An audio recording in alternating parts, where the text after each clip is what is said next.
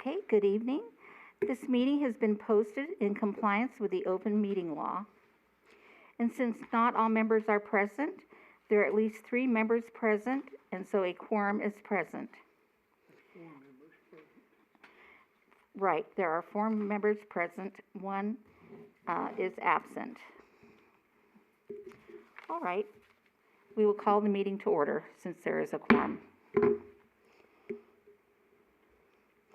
And now we'll stand for the Pledge of Allegiance.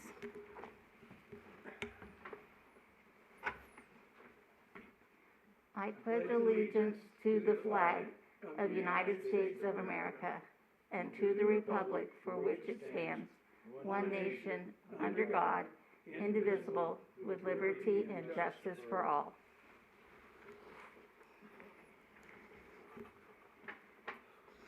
Okay.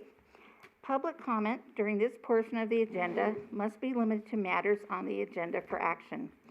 Each person has up to 5 minutes to speak on a specific agenda item. Members of the public may participate in the meeting without being physically present by one of the following methods. To comment during the meeting, members of the public may call 702-589-9629. The public period is opened.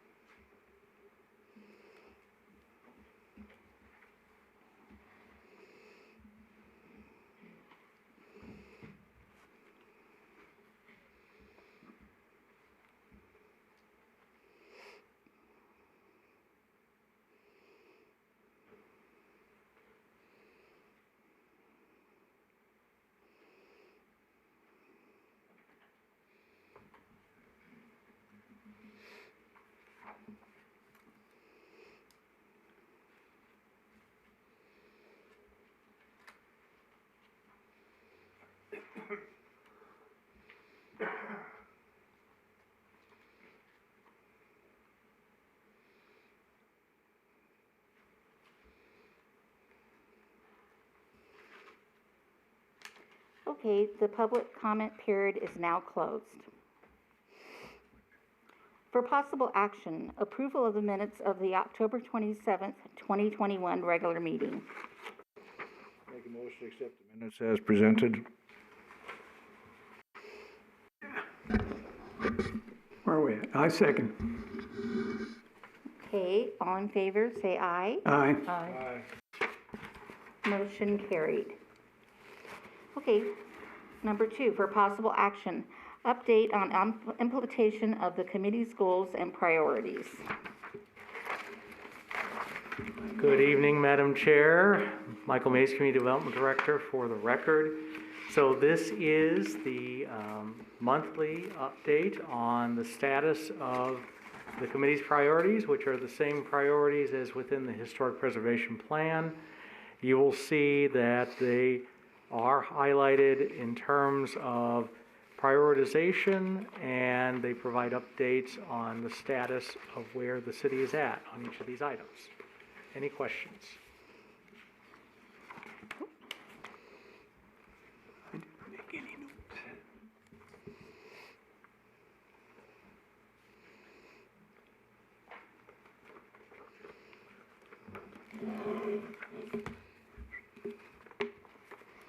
Okay, any comments?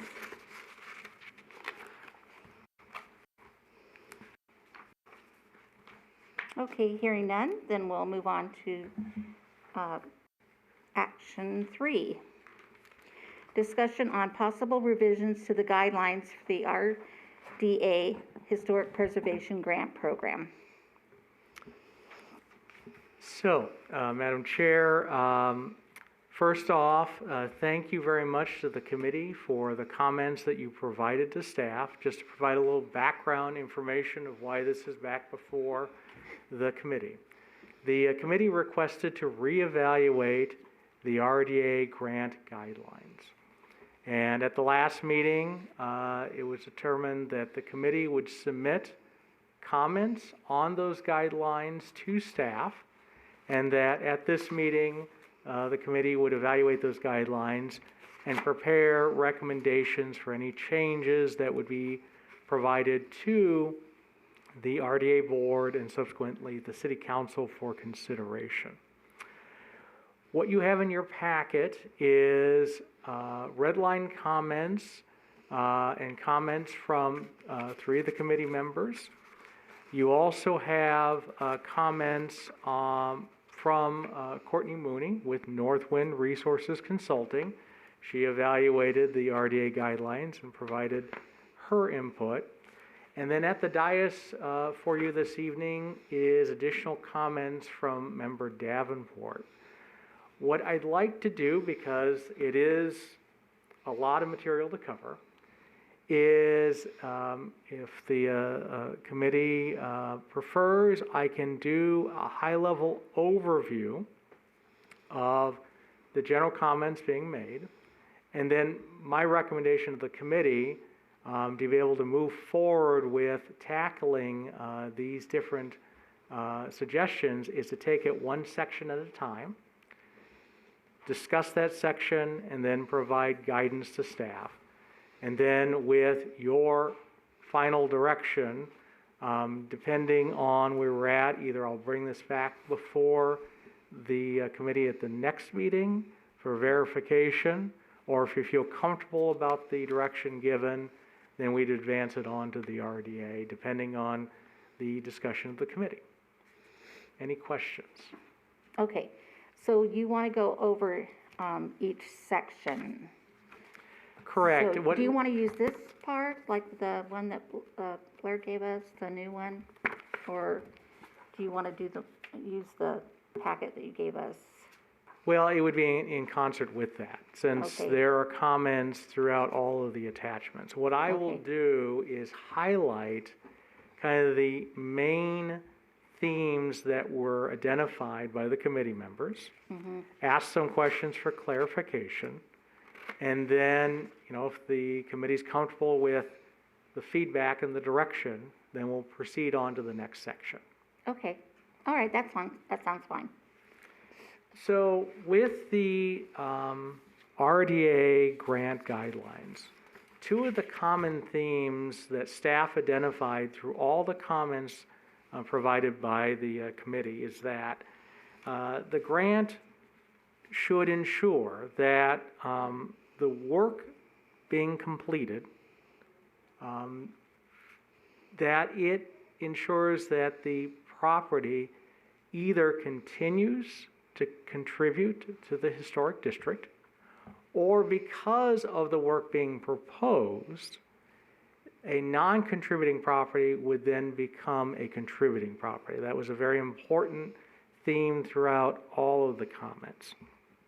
Secondly, another common theme throughout all the comments was that that regardless of whether the project element is eligible for reimbursement or not, so the entire project should contribute, should follow the Secretary of Interior standards.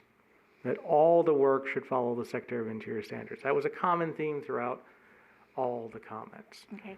And so with that, kind of tackling the first section, which is the purpose statement, there was a couple of main proposed changes from Member Hunt and Member Davenport. And so getting direction on if there's a preference from the committee on either of those changes to the purpose statement. If as you were reading both of those, which would be attachments 2 and 3, if you had a preference over which of those in terms of the changes to the purpose statement. So attachments meaning eligibility and grant selection? Well, kind of in the first paragraph, what the program provides, the economic incentives, the intent of the program, which I think with Member Hans, that was just a clarifying statement. And then further narrative within the fourth paragraph. And so we also have a member Davenport who also made modifications to each of those statements. So if you look at attachment 2 and attachment 1, you look at the purpose statements. Was there any preference between those two?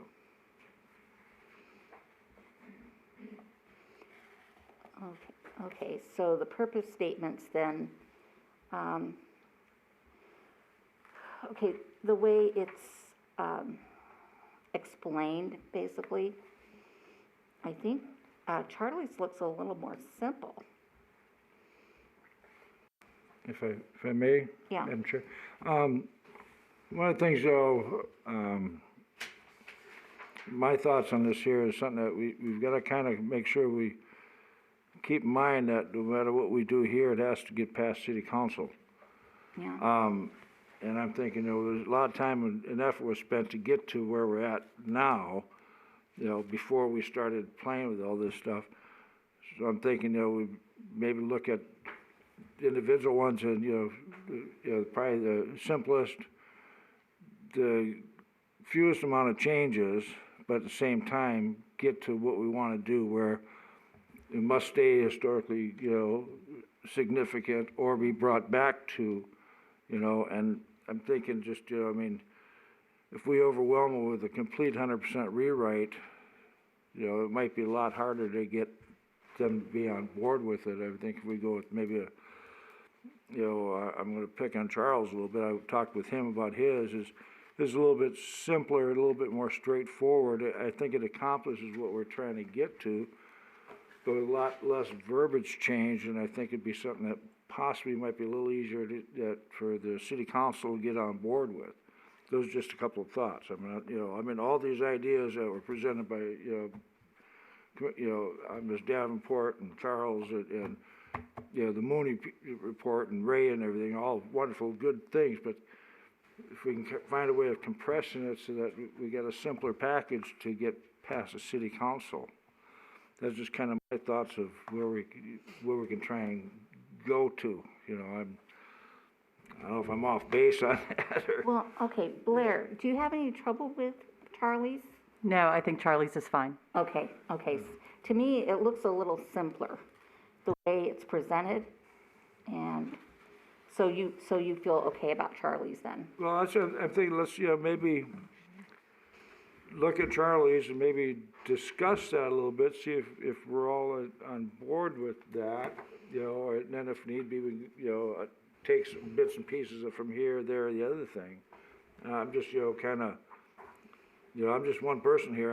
Kind of, what do you guys think about that? I'm trying to keep our meetings where it's not too complex, and also at the same time, get it where the city council is, these are basic, appropriate changes that could be made to the RDA. Can I make a suggestion? Instead of looking at attachment 2, which I think is confusing everybody, we just look at the one that's on the dais. Okay. Because it incorporates my comments, so. It does. It's not redline, but Yeah. yes, But it's just as long as what the original one was, and it's just, the one I did is just wordsmithing. I didn't substantially change the purpose at all, nor did Charlie. Yeah, It's just some wordsmithing. Yeah, no, it was just to get to where Okay, we don't have. so then, if it's okay with everybody, why don't we just look at Blair's purpose, and since it's pretty much the same as Charlie's and Ray, then why don't we look at that and see if that's going to be okay? well, it does incorporate the red line changes from your first submittal, Member Davenport. So, if there's consensus and you feel that, Member Hans's basically it says the same thing yours, we can just follow Member Hans's changes. I like that. Okay, All right. So how far down did we get then with this? We're just on section I, purpose. Section 1, purpose. Yes. Yeah. And then the second item in this area, based on the comments received, from Member Turner, he had suggested changing the maximum funding from 50% to 33% of the project. And so, that's the other item. I'm confused. Can we go back here a minute? Because I don't know what we've just done. So Blair has, this blue line, this is your rewrite of your original, I don't get what we're looking at. Just ignore the number, what's on the dais. The dais, the one that's on the dais, it doesn't have the red lines in it of what is in my attachment number 2. Basically, it's just been retyped without the red lines. Right. Okay, yeah. So, but if it's confusing everybody, just go back to number 2, which has all the red lines in it, and that's fine. Okay, so, but we're looking at Charlie's, right, on attachment You look at Charles, purpose. yeah. Yeah. Okay, so, So, well, but I want to make so one of the things that's included in the purpose is that we're going to base the grant under mine, the program eliminates first come, first served. The program is subject to funding availability, is based on a grant process that is well advertised and has submittal deadline, which allows sufficient time for applicants to comply with the requirements of the grant.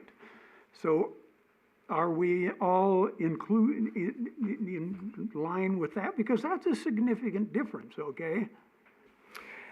I guess, Member Hans, when you suggest that, are you suggesting that you give people several months to apply, and then whoever applies, and then you go through the evaluation, and then make a determination on those grant applications? Yeah, yes, Michael. I mean, my point was that exactly what happened with our first. My problem is that if there's a company or a person that happens to be, well, first of all, when does the announcement go out that there's grant money available? Okay, is that the day that the budget is approved by council that includes the money for the grant? Is that the opening day of the process to apply for the grant? Yeah, let me describe that, and then maybe also describe what, in my experience, has worked well that has been changed in the last couple of years versus the process prior to that. So I've been with the city now for 4 years, and one of the things that I noticed was that for the 2 years prior, no fundings had been dispersed. There'd been no grant applications and no one seeking RDA funds. Talking to businesses, one of the feedback items we had received was that the cycle was too rigid, so that people were coming before the RDA once a quarter to receive funds. And when somebody is starting a business, reinvesting in a property, they have a timeline, and they're making decisions and can't wait several months to go through that process. So then they opt out of looking at that additional reinvestment, or in this case, contemplating utilization of funds to help preserve a property because that time frame is too rigid. So I guess with that interpretation, the only concern is how long are we waiting? And it's likely that property owners are just going to say, well, I can't wait 4 months for you to collect all these applications. I need to move forward and do what I need to do. So it would need to be more fluid. I think one of the concerns the committee has had, particularly with the most recent RDA grant example with Mr. Turner, was that it took all of the funds that had been budgeted for this grant program. That is a budgetary issue and a policy issue with the city council. When $100,000 were proposed, the city didn't know what level of interest there would be in this program. If there's a lot of demand, then staff can go back to the city council and say, look, there's a lot of interest in this program. We're asking for you to consider increasing the RDA budget funding for this grant program. So I wouldn't worry about that so much as how this grant program best accomplishes the goals of the committee. Well, the first one didn't accomplish the goals of the committee very well until, of course, our recent. So my point is that if the first person comes and takes the whole pot, nobody else is going to apply because the pot's gone. So, but I don't care, Michael. I just put this out there, and this is what I think. I mean, most grants that I'm aware of have a grant application process that is publicized, and they might get 10 applications, and then they evaluate those 10 applications and dole money out accordingly. But the way this works now is the first guy that comes along and he's got a $200,000 project, he says, well, I want $100,000, I want 50%, so it's gone. First guy, he comes in because he's been sitting there waiting. So as soon as the doors open, he jumps in, and that shuts the door for everybody else. So, well, I understand what you're saying, and if you think that's the way it works, you're a lot smarter than I am. But I think to reassure the committee in terms of getting the word out, one of the things our economic development coordinator does is promote grant opportunities with the business community on a constant basis.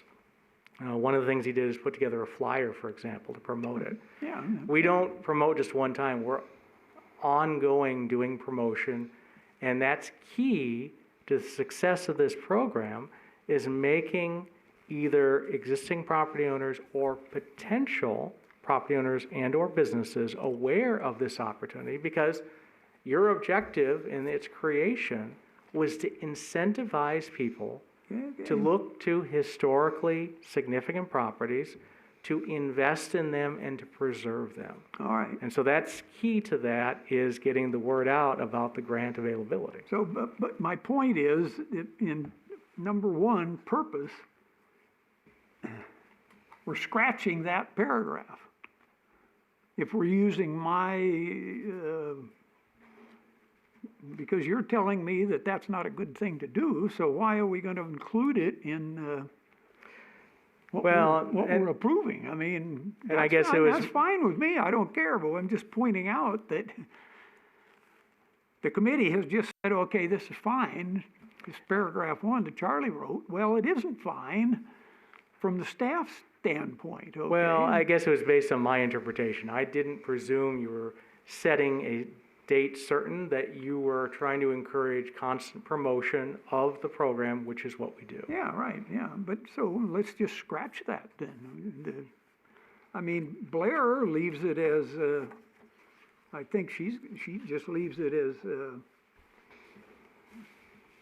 where's it at? The first come, first served, meet the following eligibility and evaluation criteria. So, so she just leaves it as a first come, first served, which is fine. I mean, just trying to clarify that. I mean, Can you help clarify if, so July 1st rolls around, right? That's the beginning of the fiscal year. And you get 5 preservation projects looking for RDA. What do you do? We would process all of those. Now, the way it's currently written, it's first come, first serve. If they all are submitted at the same time, then we would take them to the council, and depending on the recommendations of this committee, say you recommend 3 out of the 5. Those 3 go forward. If there is a funding issue, meaning that whatever is budgeted for that fiscal year won't cover it, we would propose to the council a budget amendment that would include the funds to provide for that. And again, it's up to the council to make that decision, but that's the way to address that. So is first come, first serve time? Irrelevant. Yeah, well, Critical? Charlie took it out. I in mean, what's his. first come first? If I come in at 10 o'clock get rid of and it. Blair comes in at 11, I got there first. Well, that's assuming that one application would receive all the funds. Well, right, but it just seems to me that, I don't want to belittle this, okay, but let's just eliminate mine and go with Blair's, okay? If it's gonna be first come, first served, that's fine. That's the way that, I just don't think that's right, but I'm just. Charles, can I ask, maybe, are you looking at more of a way that, okay, if I come in on that first day, some way of evaluating that, we think this project is, even though it might have been the first one in, but the second and third one comes in, and, that one would really do a great thing for our town. Can we approve that one? Kind of a Well, that's merit basically what system? I'm getting at, but if it's a first come, first serve, it's first come, first serve. Yeah, I don't think Yeah. we really need that wording in there, Yeah, first I come, think yours first is served. fine without Because first the come, way first the served. city is doing it anyway, with all the application going into the hopper, that's not even gonna be a consideration anyway. Right. So I don't think it needs to be in there. So I think That- yours is fine, as long as the first come, first served basis is scratched. Right, So I think it's okay, Charlie. retain Member Hans's changes. Yeah. yeah, Okay. Yeah, what? Yeah. what's that? But it's Yeah. not what you're suggesting, though. Yours is very kind of general and wide open. Yeah, Which well- kind of means both first come, first serve, or means that depending on funding availability and the whim of the Yeah. city council making more funds available, it's, And by the way, I want to mention this because I looked at Mooney's recent 2020 inventory. And the way I look at that, there's only 10 commercial buildings in the RDA area plus the historic district.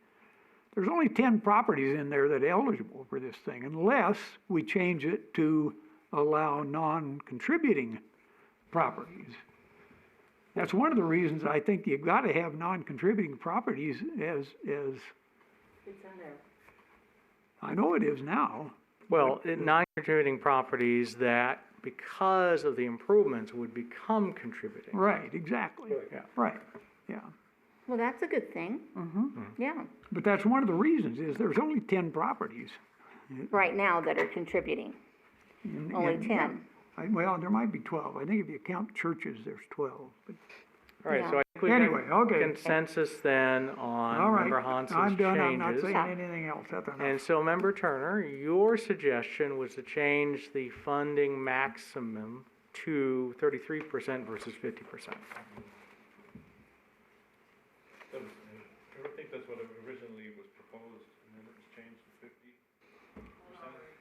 50%. Oh, I'm sorry. Yeah, I think that was originally what was proposed, and then it got increased to 50%. But at the time, I thought that was better because it would result in potentially more money being spent on historic preservation projects. You would have 3 times the amount. And I guess ultimately that is a determination of the Rather council than as to double. how much they budget for this program. Yeah. Well, I think Have we you could- guys already discussed that, or was? No, we haven't. I think we could add his, point of view in there.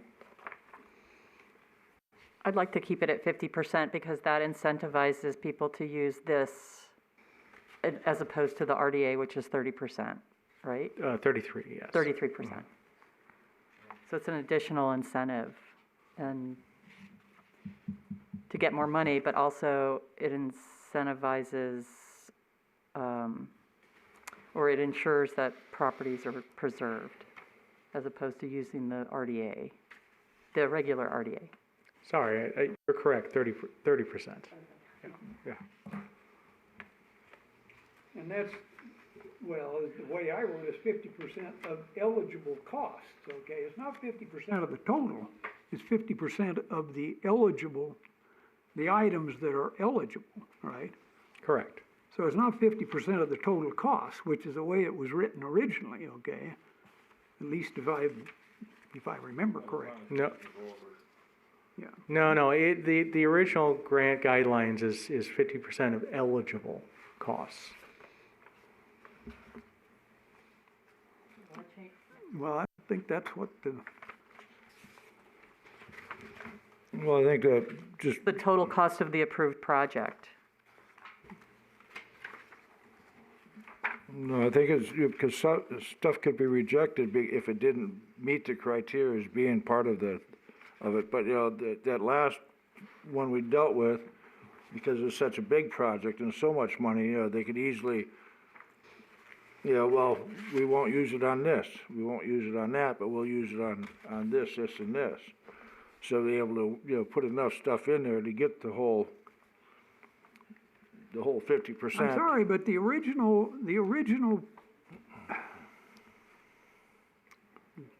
guidelines, it says the funding will be provided on a reimbursement basis only and will not exceed 50% of the total cost of the approved project. And I think it should be the total eligible cost. Yeah, so that is of the approved project, not the total project, but the approved, which is the eligible items. Okay.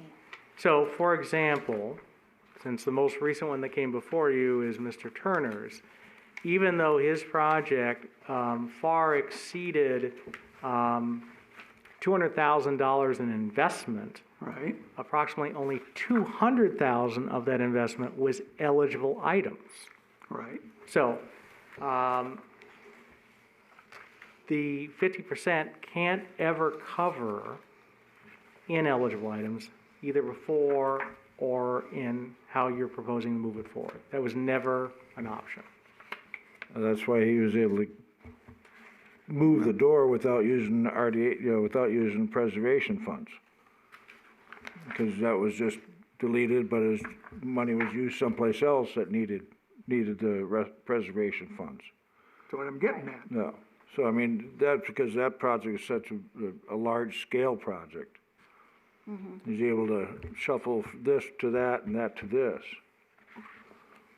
So, okay, so how do you guys want to do this? Do you want to change it, or do you want to leave it at the 50%? To me, Charlie's comments say the same thing, Okay, but Well, if I you wanted think- to keep it the same, because it doesn't matter to me. I think we established that everyone was in agreement with his comments. I think Yeah. the question is, do you want to change the funding cap? Oh, I don't. And I don't either, but but if we can vote on it, I mean, I don't care. I would be perfectly happy to lose 2 to 3. I don't- Well, I kind of go along with the 50% is, you know, as, like you say, it's an incentive to somebody, especially when you look at a smaller business or something. I mean, and we can use some of this thinking and wording when we get to the, you know, the private housing, you know, preservation funds and stuff like that. Just say, you know, it's a good incentive to help somebody to get back, you know, to help preserve the building or bring it back to a contributing building. I mean, that's a nice carrot to dangle out to people to do something very positive for the city. Well, yeah, And for right. their Well, I think individual that business. was why it was written that way originally, but well, okay, why don't we just leave it at 50% then? you wanna vote on it? Well, we can. Yeah. I think it's 4-1, so, okay. It's we're just gonna consensus, leave it. yes. Yeah, So, based on staff's review of all of the proposed changes, that encapsulates the comments provided for the purpose statement. Now, Member Turner, you had suggested in your comments utilizing unused monies for the for the grant program to be offered to owners that the committee has identified. it's a budgetary issue, and I would think that, you know, as projects come before you, or the lack of projects come before you, certainly the committee individually can encourage people to participate in the program. So, I mean, that can be part of Historic Preservation Day, that can be part of other outreach efforts, and individually, as well as staff, to ensure that whatever the city council budgets for this each year is fully utilized. Again, the intent is to use these monies to incentivize preservation of historically significant properties. Yeah, and if they return to contributing, then we've accomplished a lot, you know. So, if no one has any objections, we'll move on to Section 2, Eligibility Criteria. With that, some of the things the staff saw, there was a question regarding the owner participation agreement, and is it and how we memorialize that. So, the owner participation agreement is recorded against the property, and there are a couple of different provisions within it that help to ensure that the property owner fulfills their obligations with the agreement with the city. They include a clawback provision. So if they weren't following the approved project that had been reviewed by the committee and the RDA and city council, and they started making modifications, they would have to pay money back to the city over a certain time period based on how many years out from the initial project. Also, a covenant is part of this agreement and runs with the land.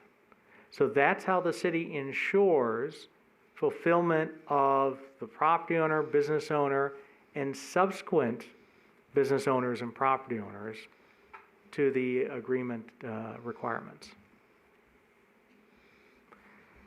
In addition to that, there was a suggestion, Member Hans, requiring that Northwind be required to consult with the applicant before, as an eligibility criteria. And obviously, as previously stated, under the eligibility criteria, ensuring that the entire project complies with the Secretary of Interior standards, not just the eligibility, not just the eligible components, the entire project, and that upon the completion of the work, the building will either remain contributing or become contributing to the historic district. So with those comments, anything else with the collective proposed changes? Can I get a clarification, Michael? Under eligibility criteria, and this isn't something I changed, but it's something that I don't quite understand. Building or property is listed on the National Register of Historic Places and or is located in Boulder City Historic District. I'm confused about why we need this and or. I mean, if it's listed on the National Register of Historic Places, it must be in the Boulder City Historic District. Not necessarily. Yeah, and that was a suggestion of the committee at the time, to try to potentially capture structures outside of the district that are within the RDA. For example, if any properties along Boulder City Parkway would be listed on the National Register, they're still within the RDA, but they're not in the historic district, then they would be eligible for this program. Okay, so there isn't anything that applies to now, but it might in the future, is basically what you're saying. Correct. Yeah, okay. I thought that was it, but I just wanted clarification because, yeah, okay. So then, is everybody okay then with, section 2, as Member Hans has written it? Can I ask a question about the agreement? Should we call it a covenant? This, the agreement definition was put together by the attorneys at the time, and so within the language of it, it refers to it being a covenant. Okay. I mean, certainly ask them again if we should redefine it, but regardless, it acts in that capacity. Okay.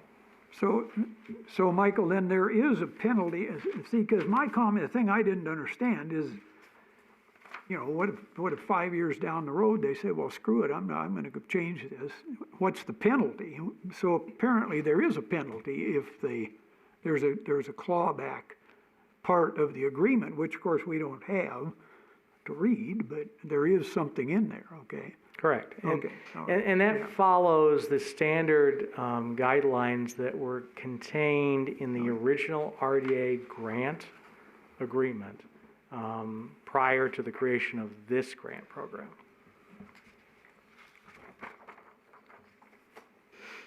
Okay, so then are we clear then on eligibility 2? And so, actually, no, Do we need that blue comment in there, the blue? Well, it's just a comment. isn't it? Okay, so that won't be included. Okay, I so don't think it needs to be. regarding Charlie's, that the applicant must consult with a qualified professional, are you suggesting that that qualified professional be at the expense of the homeowner or the property owner? Or do you want them to just go to your, upon completion of work, or there was something about consulting with the city's authorized historic preservation professional? Yeah. Is Well, that it'd be duplicating efforts, or? nicer if they could, consult with the cities.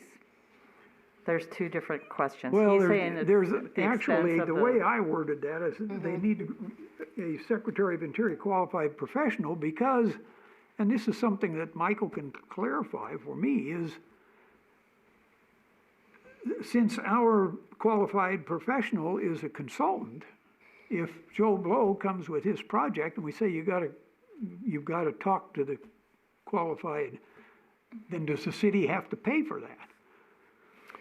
Well, the intent would be that because that is the consultant that the city has hired to help accomplish the community goals, that consultation would be supported by the city. Right. Now, they wouldn't be doing the project for them. They would need to hire architects and whomever to be able to respond to the comments that Northwind would be providing. One of the things and observations through this whole process that was identified is if we could have Northwind talk to property owners very early on, before they've gone out and hired an architect, before they've already set their vision of what they want to do with a building within our historic district, we could help guide them in the right direction. It's going to be a lot easier to do that than after they've gone and Think so, invested a too. lot of time and money, they Yeah. already have their vision And set, disappointment. then they're coming to us and we're saying, well, this doesn't comply, Yeah. this is problematic. It's better to have that conversation early. Well, Yeah. and that's why I put that in here. It's just, it wasn't, and it still isn't clear to me whether they have to go to Mooney or if they can go to any Secretary of Interior qualified person. I And think if they leave- get a report from that person, then, you know. I think leave it up, I don't think you specify. Right. If they want to go and find somebody who is also qualified, and Yeah. they want to pay for that, so be it. You're accomplishing the same goal. Yeah, okay. And that's why I wrote the way I did. There is no specificity in there. It's just a qualified person. Well, if an applicant was smart, they would go to Mooney because they could get free consultation. Well, but if the applicant is Yeah, on smart, the- they on the might city's already dime. have somebody that's a qualified person. Yeah, I mean, if they've already got that, but just, So- somebody that's just started in the process, hasn't done anything, they've got Yeah, that's good they've got- guidance. they've got someplace they can Yeah. go to. Is their project feasible? Will it make it, become a contributing building or not? Department then would guide them on that. Could we encourage them to consider both and put the language in there that we recommend that they consult with our Courtney Mooney, or if they wish to hire their own professional, would that be, I guess as long as you have a qualified individual who's looking at it, who understands Secretary of Interior standards, can guide them, that's what's most important. What we're trying to convey to the applicant here is that before they, take off with this project, they are going in the right direction to help preserve the property. right, but I was just asking if we could put it in there, that they do, because it's kind of, well, maybe they're like, oh, where do I find someone like that, but if they see the language already in there, that there is somebody at city. Well, one of the things, obviously, if they have this application in hand, they're talking to city staff, and we're going to encourage Okay, that great, opportunity, and we're going to offer that. great, that's great. That information basically be in the packet that they're looking at when they go to apply, that, oh, by the way, part of it is see somebody, and here's somebody you can go see at no cost, basically. Mm-hmm. So that information is gonna be given to those people anyhow. Yeah. So, okay, so we're gonna take the blue comment out of that. Yeah, I guess just for Yeah. clarification, blue is just comments, not Okay. suggested changes. Okay, good. So that's not the That's why That I won't did them be in in there. blue, Okay. they're just comments. Okay, just to make sure. Thank you, Charlie. So can I offer to elaborate on the second eligibility, property is listed on the National Register, and use what I suggested, that the property is listed either individually or as a contributing resource or determined eligible. It's just Where is it? attachment 2, Yeah, under eligibility, requirement number 2. okay, And under attachment 3, it's bullet number 2.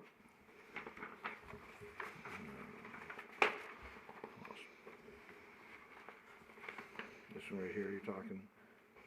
Yep. Yeah, okay. And then,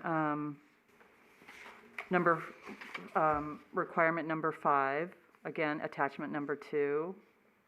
It just elaborates more on, it's kind of it'd be nice to combine it with Charlie's number 7 bullet. Upon completion of work, the property must qualify as contributing to the architectural integrity of the district.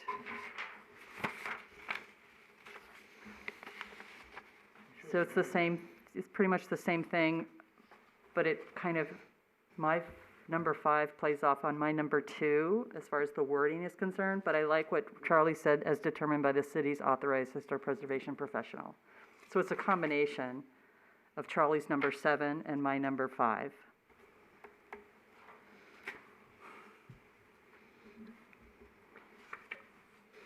And I have a comment or a question, Blair, for you. Your requirement number 2, which I agree with, except that the way it's worded, it doesn't include non-contributing properties. Yes, it does. It says and/or is located in a Boulder City Historic District. Doesn't, So the and/or here is saying the that it same can thing be as number either 2. It's the contributing. yep, it's basically the same thing as the Okay. original one. It's just, what's important Okay, is no, that it's listed, and I'm clarifying that it's either individually listed or as a contributing resource, which is what the National Register says. That's language in the National Register. So if the building is listed in the National Register of Historic Places, whether it's contributing or non-contributing, it doesn't matter.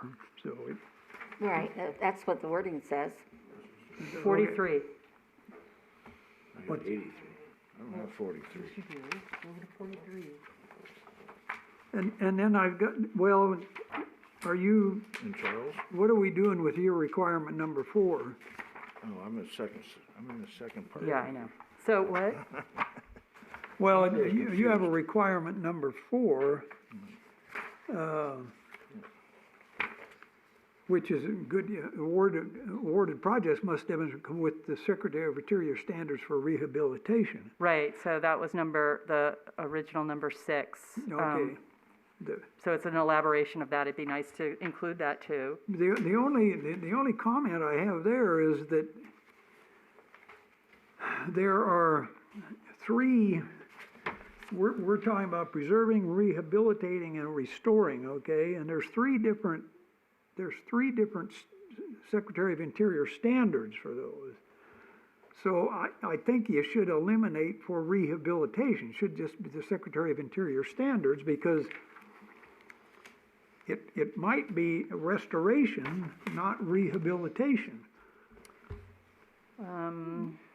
And actually, Mooney brings that up too in her comments. Does she think it should be 1 or all 3? Well, she just says that technically that's a restoration, it isn't a rehabilitation. She's got that comment in several of her, I mean, I know it's a fine point, but. Well, but isn't that addressed with your suggestion to include that clarification?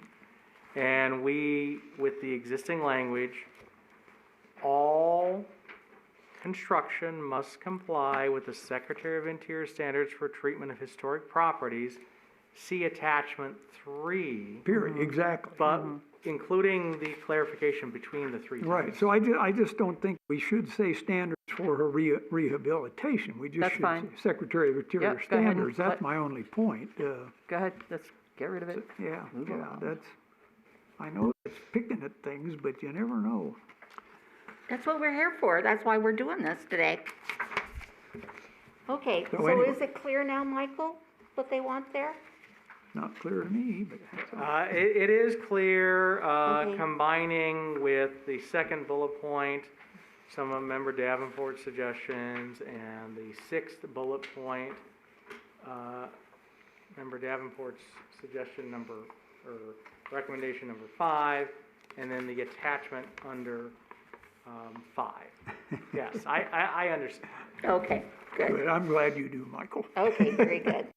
All right, so then we're done with purpose and eligibility criteria. We're moving on to number 3, eligible activities. Is that correct? Yes. Okay. So, under eligible activities, I know some of the comments raised by the committee is concerns about where the historic preservation dollars are being spent. Monies for ADA accessibility improvements and life safety were 2 examples cited that, well, you know, the property owners have to comply with those things, so we shouldn't incentivize. The only question I pose to the committee is this. When the grant application was originally conceived, one of the objectives the grant was trying to accomplish was to encourage businesses and prospective business property owners to look to historic properties to start their business, as opposed to looking to a newer building that wouldn't have to deal with life safety and ADA and some of the other obligations that an older property would. And so the concept was, through incentivizing them, they would be willing to take a second look at those properties, and that helps to keep those properties viable and interested in reinvestment. Definitely. So that's the only comment with respect to that. But I think probably the simplest way to kind of go through this is perhaps with attachment 1. Actually, Member Davenport, if you don't mind, your handout has blue line changes under eligible activities, and just look to see if you agree with those proposed changes or not. Okay, so we're looking at Member The handout. Davenport's blue, Yes. what she gave us tonight, and we're looking at number 3, eligible activities. Okay, is everybody okay with this? Kind of go through those and see if you're in agreement or if there's any changes. Okay.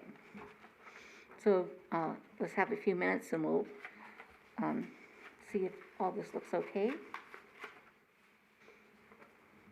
Now, again, the blue, is that comments or is that, In this case, that would be blue That was line their changes. changes. Yes, apologize, that came I out just wanna blue make with this sure. way, I don't know why. but- okay, okay.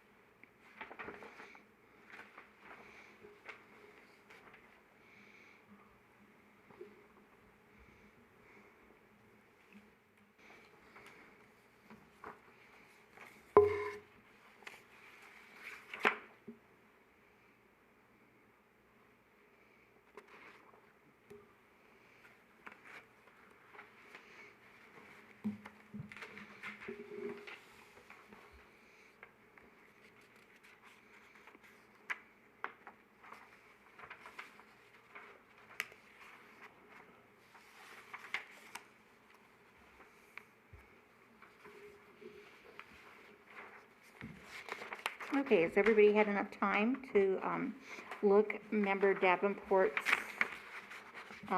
eligible activities over?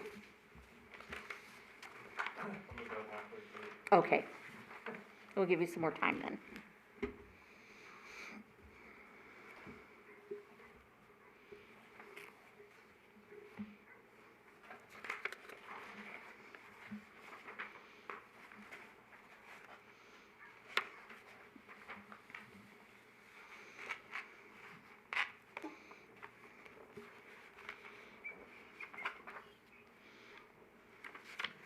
So confused about back here in the second Charlie stuff. Yeah.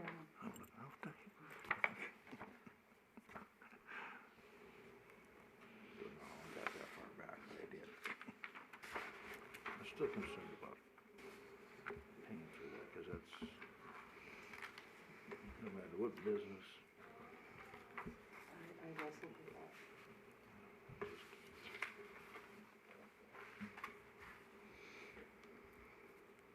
because that's what killed us on that last one.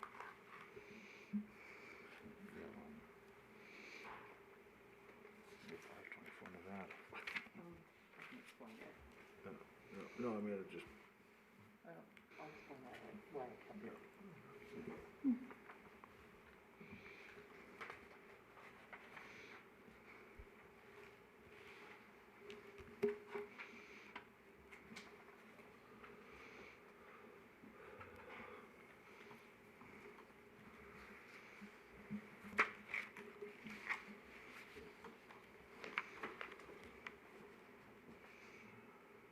really good turkey day. Get lots of good food.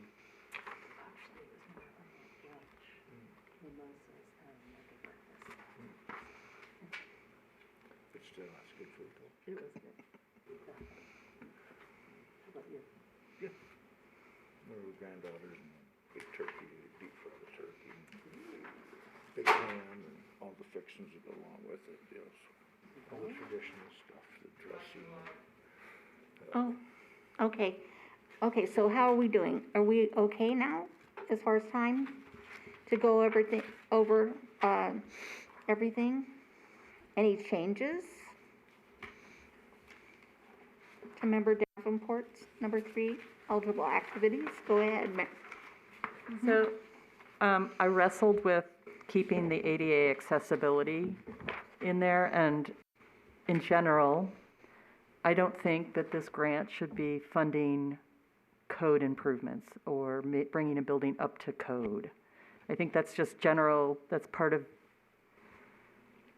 owning a building. Property owners should just be doing that no matter what. But with ADA, it gets a little different, and this is based on our last grant issue, right? Okay. I think it's important to maybe go ahead and keep ADA accessibility in here with these definitions, these strict definitions of what that work includes. And that's to bring, it covers improvements that are necessary to comply with the ADA, such as ramps and railings and lifts. And all work must accommodate the general public, as well as follow the preservation brief number 32. And so with those requirements, I hope, would eliminate somebody requesting money to put in an ADA bathroom for their employees in a place that isn't accessible to the public. We shouldn't be covering that, or this grant should not cover that. It should be covering the rehabilitation of a building to accommodate, to be accessible. And it's a fine line, I understand, but if people were to look at Preservation Brief 32, it's pretty specific. It's not, I mean, I'm suggesting that that may be attachment to this, or it's part of some guidance that people can go to. But that's where it's specific, in that brief, that guides people when they want to bring their buildings up to ADA compliance. Okay. Can you give us maybe a really short recap, what Brief 32 is for those that aren't familiar with it? Making historic properties accessible. That's the title of it. So the National Park Service has come up with a bunch of different briefs and guidance on how to do historic preservation. Brief number 32, titled Making Historic Properties Accessible, is like a 6-page, 8-page document that goes through why, how, and when to bring your property up to accessibility standards. And still keep it within historic. Exactly, Okay. exactly. So some basic guidelines for somebody that's trying to do something, well, here's one way of going about that. Right, it gives examples. Accomplishing both things. You're exactly. maintaining and getting your ADA, but also maintaining historic. Right, Okay, right. thank you. Okay. Very good. I make a comment. I mean, I don't disagree with any of that stuff that Blair says, but I do want to point out that the SOI standards in the introduction has 2 paragraphs that I think apply here and were totally ignored. The first one is proposed use, and it says, many historic buildings can be adapted for a new use or updated for continuing use without seriously impacting their historic character. However, it may be very difficult or impossible to convert some special use properties for new uses without major alterations resulting in loss of historic character and even integrity. And then it says under codes and other regulations, regardless of the treatment, regulatory requirements must be addressed, but Without a sensitive design approach, such work may damage a building's historic materials and negatively impact its character. Therefore, some potential uses of a historic building may not be appropriate if the necessary modifications would not preserve the building's historic character. And that was totally ignored in the first time around, because the ADA required, the work that was done for ADA access completely destroyed the historic character of the building, okay? But that's in violation of a Secretary of Interior standard, okay? Now, it looks like that has been rectified when we get on down the line, which is a great thing, and I commend them, but I don't think you can ignore that. If you can't make any code requirement regulation without destroying the character of the building, then you can't be giving them money because it doesn't. So. Yeah, is that covered then in brief 32, Blair? It's covered in the Uh-huh. Secretary of Interior standards, just as Charlie mentioned, as well as in this brief. Okay, So it's just emphasizing that in these eligible activities, before it just said ADA accessible, and making it ADA accessible is very broad. vague, yeah. But this, I'm hoping, really kind of drills down to, if somebody wants to do some ADA work, or wants money for some ADA work, they're gonna have to do this and this and this. Okay, And, So if they don't, for example, so if they don't go along, let's say, for example, brief 32, then then they don't we get the would money. say we wouldn't give them the money for that. Right. Exactly. Okay, So I wanted to, so that's why I left it in here as with that. That's why I left it in there at the emphasis, but I also did the same for the storefronts, oh, okay, which in a sense is a repeat of things such as roofing, doors, windows.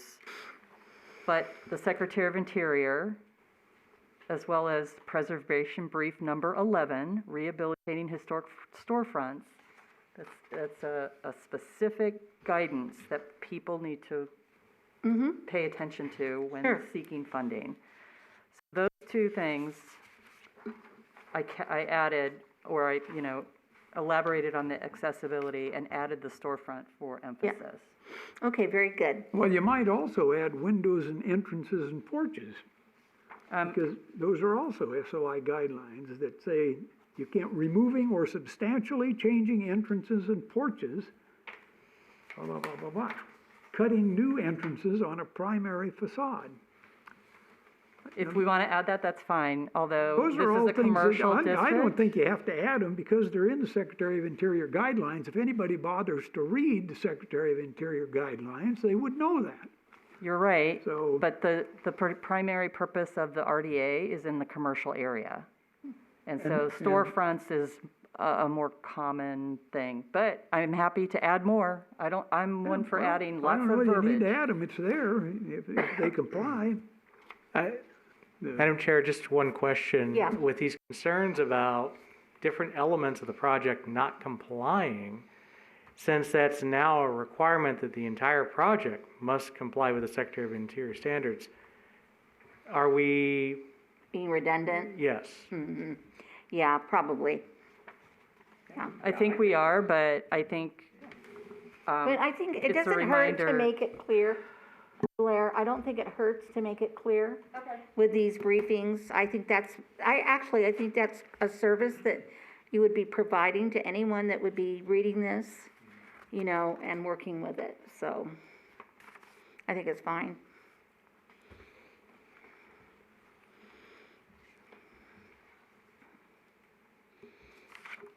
Any other comments? So for just staff clarification, is there any further modifications to what's represented here? Right, Or we can proceed with. is everybody okay? All right, then we'll go ahead and move on to ineligible activities.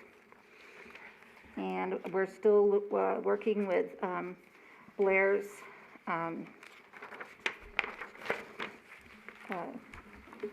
information here that she provided for us today. And that's, let's see, this is page 5, ineligible activities.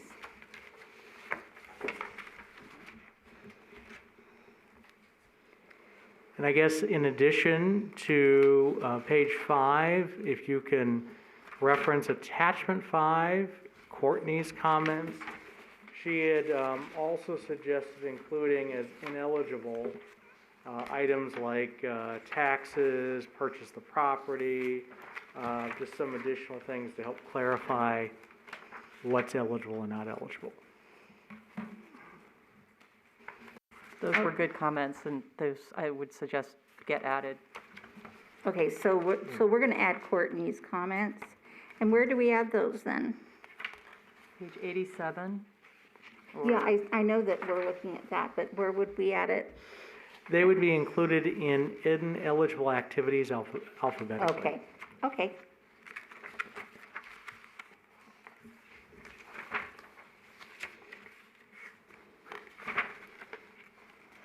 I have a comment to make on ineligible activities. I made a comment that ineligible is misspelled on the grant document. And then I reread that, and it wasn't misspelled on the grant document, but I misspelled it on mine. So, On your document. on my document. So Okay, so All which right. one do you want to incorporate, the correct one or the wrong one? I was always the first kid to sit down in the spelling bee. Wait, are you an engineer? Yeah. Yeah, they say that engineers aren't the best spellers, that's what I've been told. Neither are planners. At least this one. That's why they invented spell check. Yeah, right. Okay. Any other comments on ineligible activities? So with the evaluation criteria, which is number 5, one of the suggestions, and this is in Member Davenport's revised changes, is to set it up in such a way that within the guidelines, as well as what would come before the committee, you would be able to check, does it meet each of these items or not? And so if you want to review those in the handout at the dais and see if that principally addresses the comments, collective comments of the committee under section 5 or not.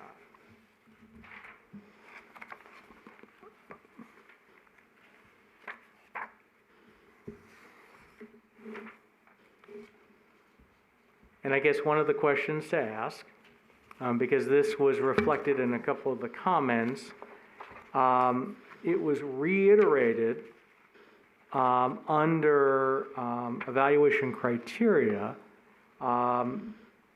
Does it comply with the Secretary of Interior's standards? Since that is part of the eligibility requirements, does it need to be contained under 5? In other words, does the committee feel like it'd be helpful to restate that here as you are evaluating the project, as the applicant is evaluating the project? I mean, it's made very clear that that standard has to be met, or otherwise this won't come before the committee. And with Northwind on staff, that's one of the things that they would be evaluating. And in their report that would be submitted to you in conjunction with the grant application, it would state that or not. But do you want that inclusive here under the checklist? Well, that makes sense, it's right there, if it's checked off no, boom, shoots the project down the drain.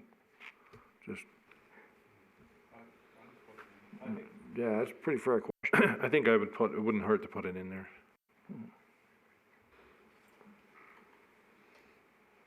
Okay.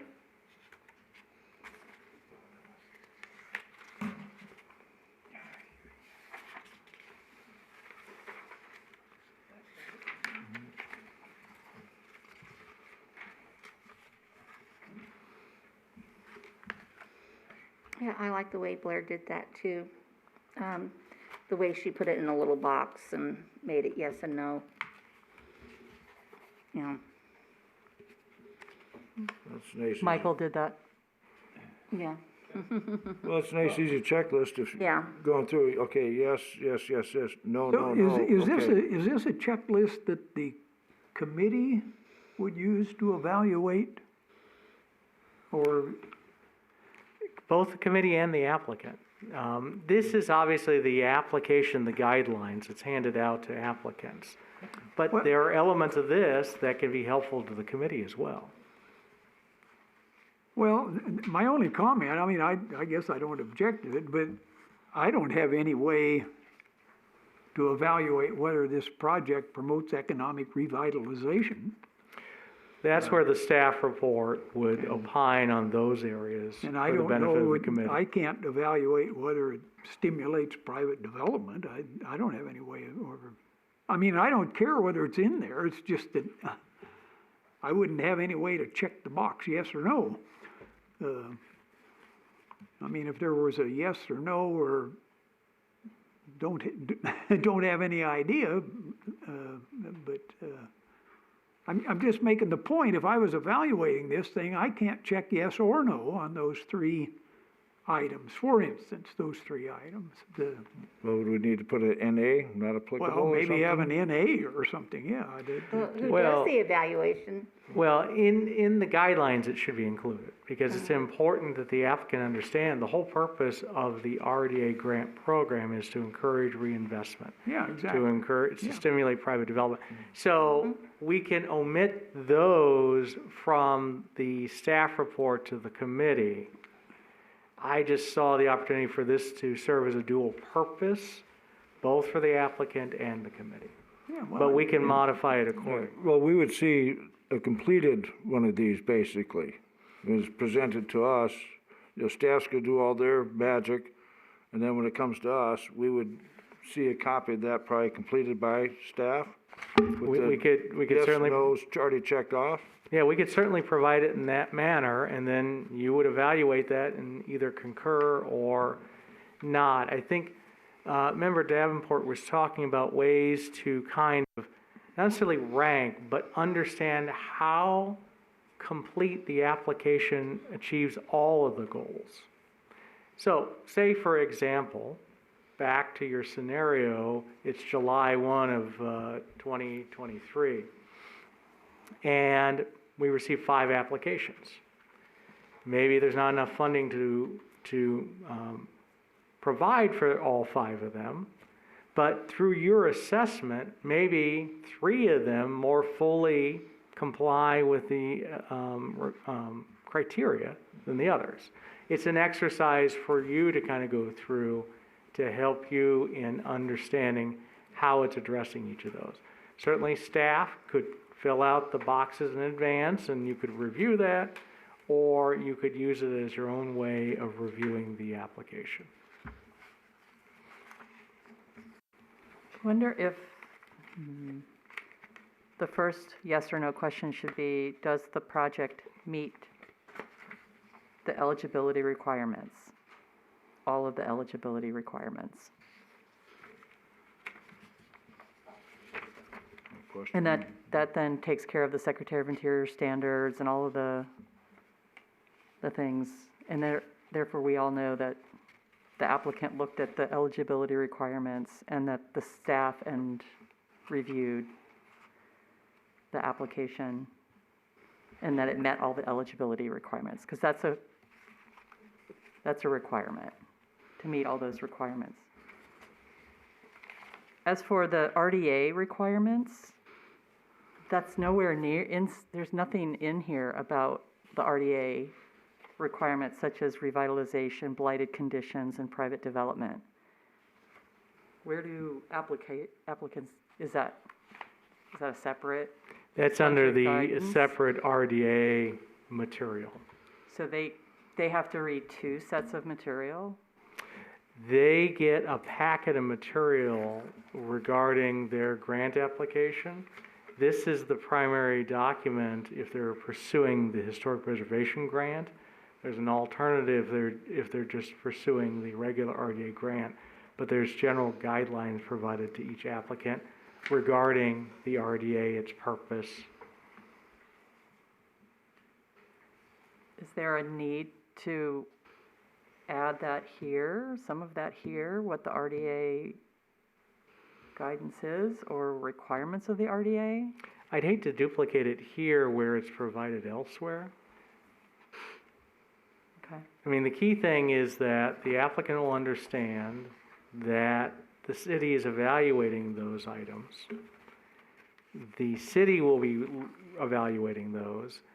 Whether that's included in your checklist or not, that's up to you. Like you said, if you don't have the information to make that determination, it could just be focused on the historic preservation aspect of this.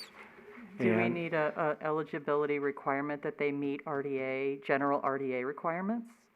Well, they wouldn't even be coming before you if they didn't meet those requirements. Right, they would have been eliminated. Right. One of the first steps is the economic development coordinator sits down with the applicant Yeah, and goes through that, that's part of makes his a job, right? determination. That's part of his job, isn't it? Yeah. To do that? Yeah, that's what I thought. So, and either they meet the requirements or they don't. Yeah, And then, okay. So That's a- should then, instead of these three separate blighted conditions, revitalization, development, does the project meet RDA requirements? Regular RDA requirements?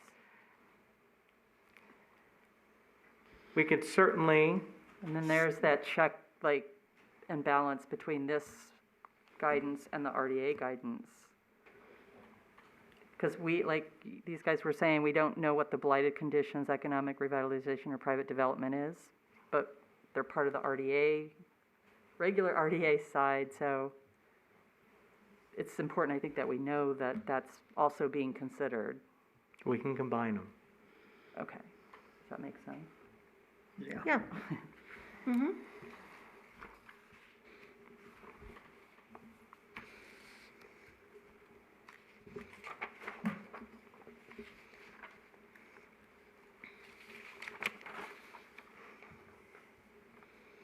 Okay, any other comments then on evaluation criteria?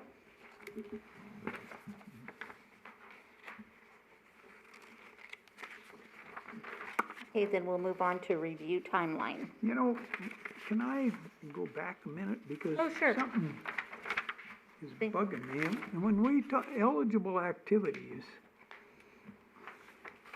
there was a sentence in the original, I believe: funding will be awarded for either interior work, exterior work, or a combination. And I don't have any problem with that, but I don't think that the committee can evaluate the interior work as to whether or not it complies with Secretary of Interior standards, because we have no guidelines for interior work. So I mean, so I'm not objecting to the inclusion of interior work. It's just, I don't think we have any authority to judge any interior work. I mean, I think we do, we can comment, and then there's Courtney, who Well, is Courtney- part of the equation now. Right. And there are interior features that are historic, that, you know, hopefully they're documented. but that's my point. And the restoration of a wooden wainscot is covered under the Secretary of Interior standards. Yes, but we don't have any guidelines, Oh, you mean city guidelines? city guidelines. But that's kind of another set of guidance that we use. We don't just rely on that. We rely on the Secretary of Interior standards, I think, takes precedence over our city guidelines. I would think It's so. my That's the whole point, interpretation. right? Yeah, Aren't we more or less limited to the exterior for yay and nay? So, I mean, No, our city guidance is just exterior. But this RDA deals with not complying with our city guidance, but with the Secretary of Interior's guidance, which is better. So we must have to have some, there must be some criteria, some, Well, can we slip in the verbiage in there that, that as well, I long mean, you gotta, as you long as they gotta meet the know. I secretary? mean, if a guy says Yeah. this bar's historic, how do I know that? Unless he can document it and show pictures. Exactly, he's got to have documentation. Okay, and that's covered under where?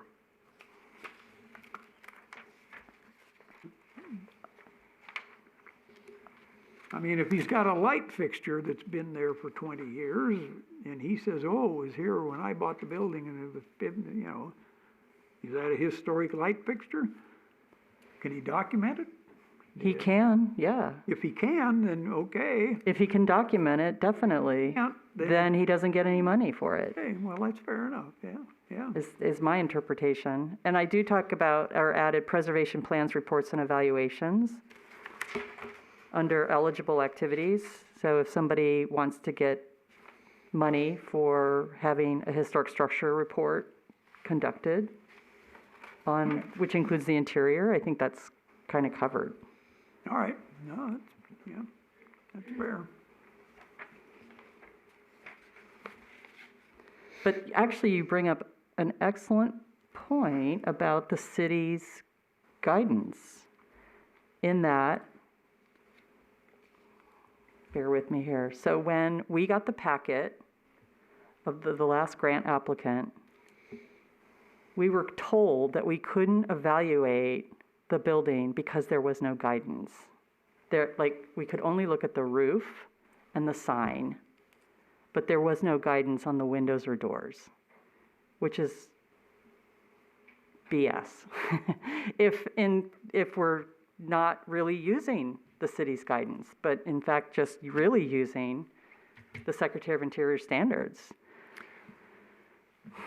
Well, part of the challenge, and one of the reasons why one of the first priorities with Northwind is to reevaluate the city's guidelines to make sure it's incorporating the Secretary of Interior standards. That's number one. Mm-hmm. Number two, in terms of determining eligibility, one of the things that Northwind did is they looked at each of the improvement aspects to determine whether it complied with the Secretary of Interior standards. And so that was part of Courtney's report, where she said these items did meet the standards, these items did not, so only these items were eligible for the grant.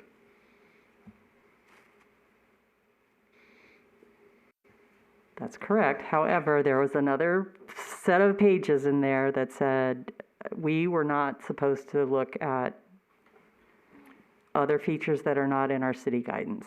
I think how that was represented in the staff report is that there weren't any guidelines beyond what was provided. That's the reason why the guidelines need to be updated. I get that, but I just don't want to get caught in that trap again where we are not going to see the whole project because it's not within the committee's purview to look at projects that don't fit existing city guidance. That part of the reason that we brought up this,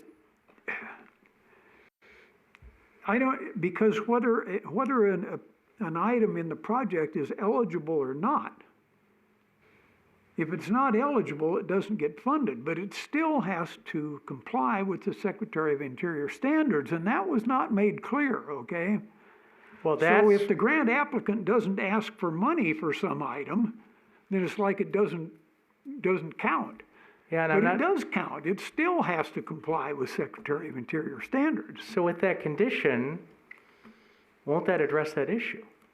I think the way that we've suggested that it be rewritten does cover that issue because everything has to comply with Secretary of Interior standards. Right. So what's the concern? Well, the concern is that is made unambiguous throughout this, okay? So that there is continuity from one to another, that it reiterates every time that everything has to comply with Secretary of Interior standards. Well, that's very clear under the revised eligibility Okay, requirements, well, that that's it fine. has to. If Yeah. it doesn't meet those, and that's gonna be part of the evaluation by Northwind. Okay, all right. And the conversations that we hope happen early on with the applicant to help direct in a positive direction. The intent is that if it doesn't meet the eligibility requirements, then it's not coming before you for consideration. Right. Now, wait a minute. If it doesn't meet eligibility, so let's say it's an ineligible Project? activity. And it doesn't come before us because it's ineligible. So it can be, somebody else then decides whether or not, well, Mooney or whoever, and the Historic Preservation Committee has no input on whether or not that ineligible activity complies. No, you're saying one of the eligibility requirements is that all improvements have to meet the Secretary of Interior standards.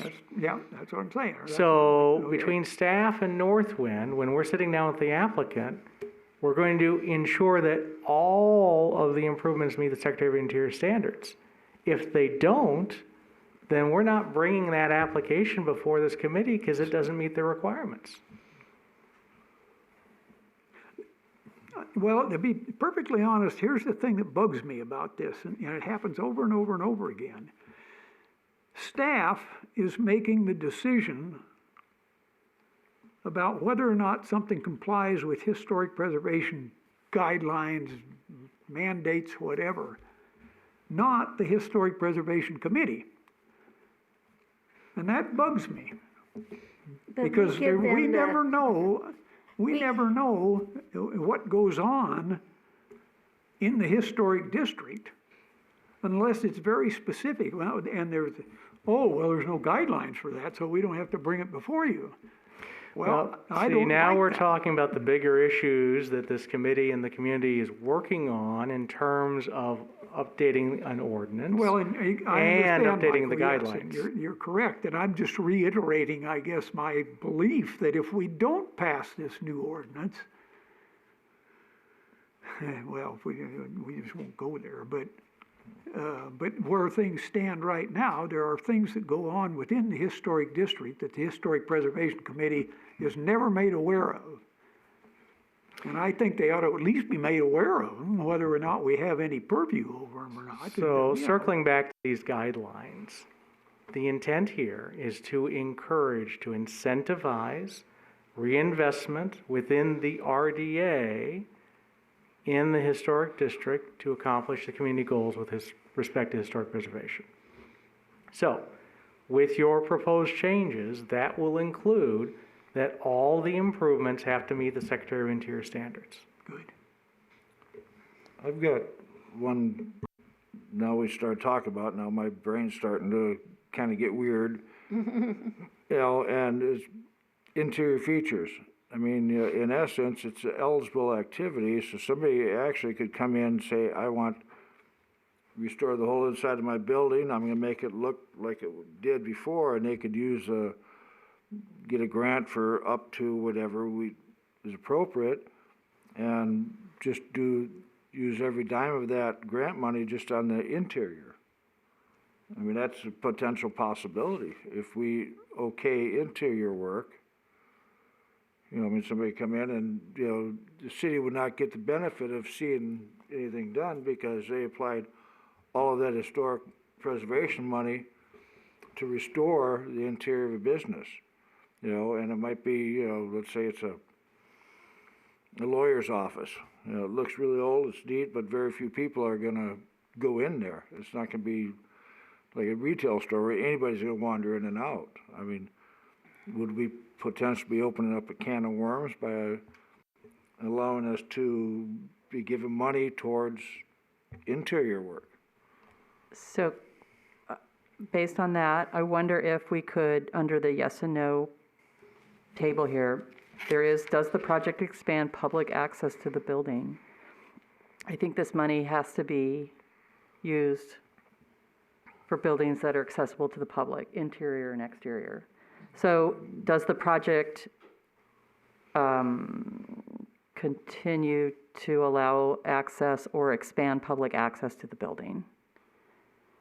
But you're right, we shouldn't be funding work that is not accessible to the public. Because if you've got, pick on lawyers, I don't mean to, but, if you got a lawyer, how many people are really gonna go into that lawyer's office?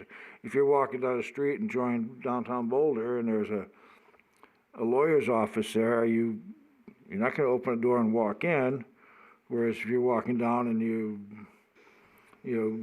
walk by the hardware store, well, I'm open the door and go wander in and look around. I mean, I'm just, maybe I'd be a little devil's advocate here, but I think we could be opening up a potential can of worms by, somebody could just take the whole thing, redo the whole inside of their nice offices and make it look, like it did 50 years ago, and So should we just? they're the only ones gonna enjoy it. Should we, could we weight the project that it has to be, funding is for public access, primarily exterior, and then interior work is, I we'll think consider it. I think interior should be eliminated. We just, You except can for- certainly propose for, that like, if they're- change. I'm trying to recall if that was initiated by the committee or the city council at the time. I don't remember. Yeah. I mean, I could see, interior, like, all right, they're replacing the front door, of the entrance, and they want to match the interior molding, to what it was, or the windows. I can see that interior stuff if it's, let's say, attached to the front wall, if it's inside the front wall, just to accommodate, they had to replace the windows to bring them back to historical correctness, well then, you want to do the inside and outside, or they have to do something with the inside and help them, encourage them, we can give a little bit of that, but if they want to rehabilitate a fireplace. But we sort of addressed that with the bathroom issue, remember? We were, they wanted to put in a bathroom for their employees, but it's like that has nothing to do with public access, a publicly accessible restroom. But I guess that's a question, what is considered public, open to the public? Yeah, I think we might be going down a slippery slope. Well- If we start doing interiors, exterior we can see, everybody in the city can see it, visitors can see it, but you get to the interior or something. But restaurants are open to the public. It's maybe different kinds of, we need to distinguish between types of businesses that are open to the public versus not open to the public. Is there such a thing? Frequency, you can have the public, unless the door is locked that prevents the public from having access, you have different degrees of public access to different businesses. I guess that could be part of when you're evaluating the application to determine the applicability. Again, while staff presents the recommendations through Courtney about eligible reimbursable items, the committee recommends which ones to advance on to the city council, and that could be part of your consideration. You may feel like certain items, even though they're eligible, you're not recommending that be reimbursed, and that's part of your recommendation on to the city council. And we will continue to break out the elements, what Courtney's determined is an eligible item, and again, now everything has to comply with the Secretary of Interior standards per your proposed changes. Yep. But you'll see all of that, and then you can determine which ones you want to recommend for reimbursement. I think we're covered, Glenn, with that. Does Well, the just- project maintain or expand public access to the building?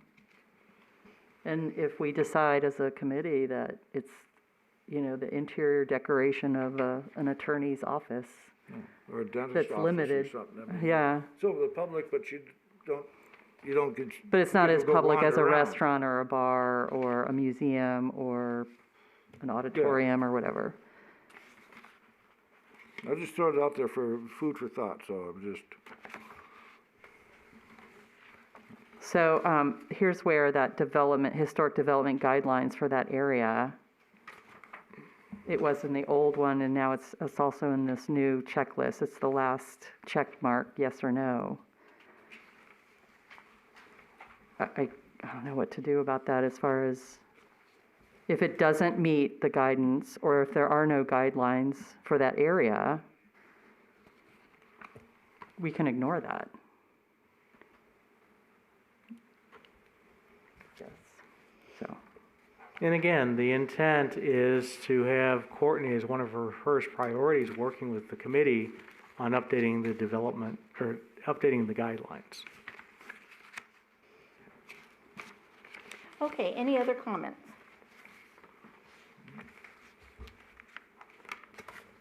Then we can move on then to number 6, review timeline. And we're still working with Blair's document. just a quick question. It says, a city's historic preservation professional, would that be considered, they consult with, Mooney's, Courtney? That would be- Correct. That would be considered our professional? Okay. Right. Actually, the comment there, and I think, and this is Mooney's comment, and I agree with it, she says a timeline isn't really provided here. And she said it would be helpful to add a sentence about how often the HPC, RDA, and city council meet and how long. I mean, it's not really a timeline, it's a sequence. We could retitle it Review Steps. Yeah, something like that, yeah. I mean, I agree with Mooney on that, she.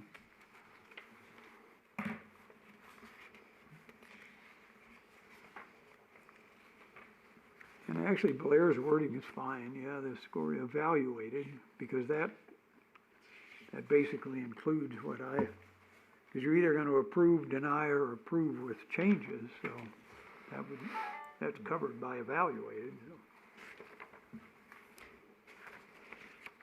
Okay, so we're gonna move on to number 6, review timeline. I thought we just did that. Okay. All right, any other comments? I'll just say that the word approved is in there because that was another thing that was being tossed around. Is the Historic Preservation Committee approving projects or not? And this clarifies that, correct?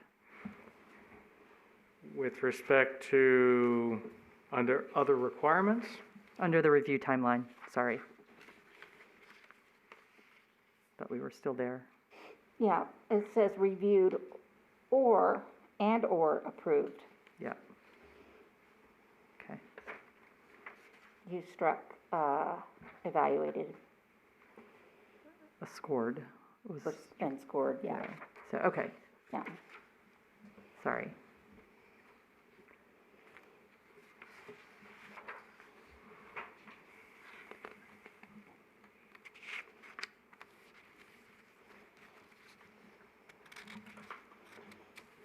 Okay, any other comments then? And number 7, other requirements.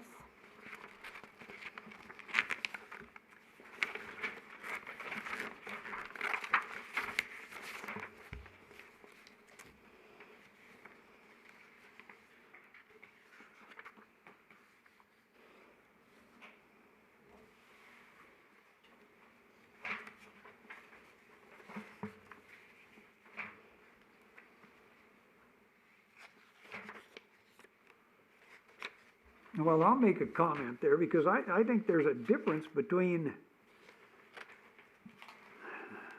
the way it was written, the changes to the grant scope or contractor. I think there's a difference between changing the scope of the grant and or changing the contractor. I have no objection to the city being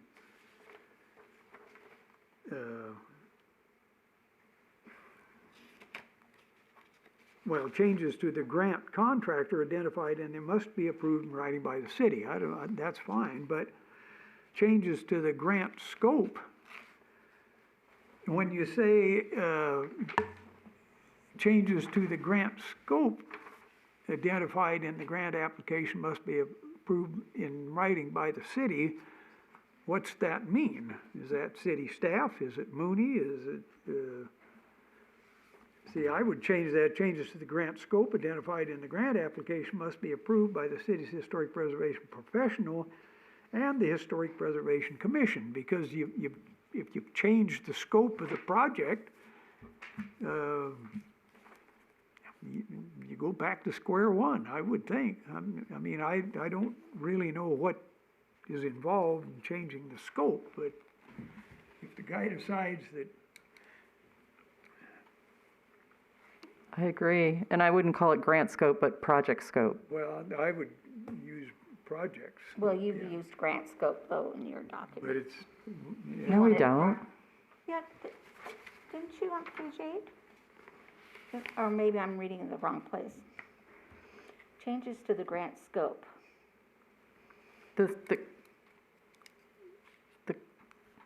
We're not changing the grant, we're changing, there's not changes to the grant.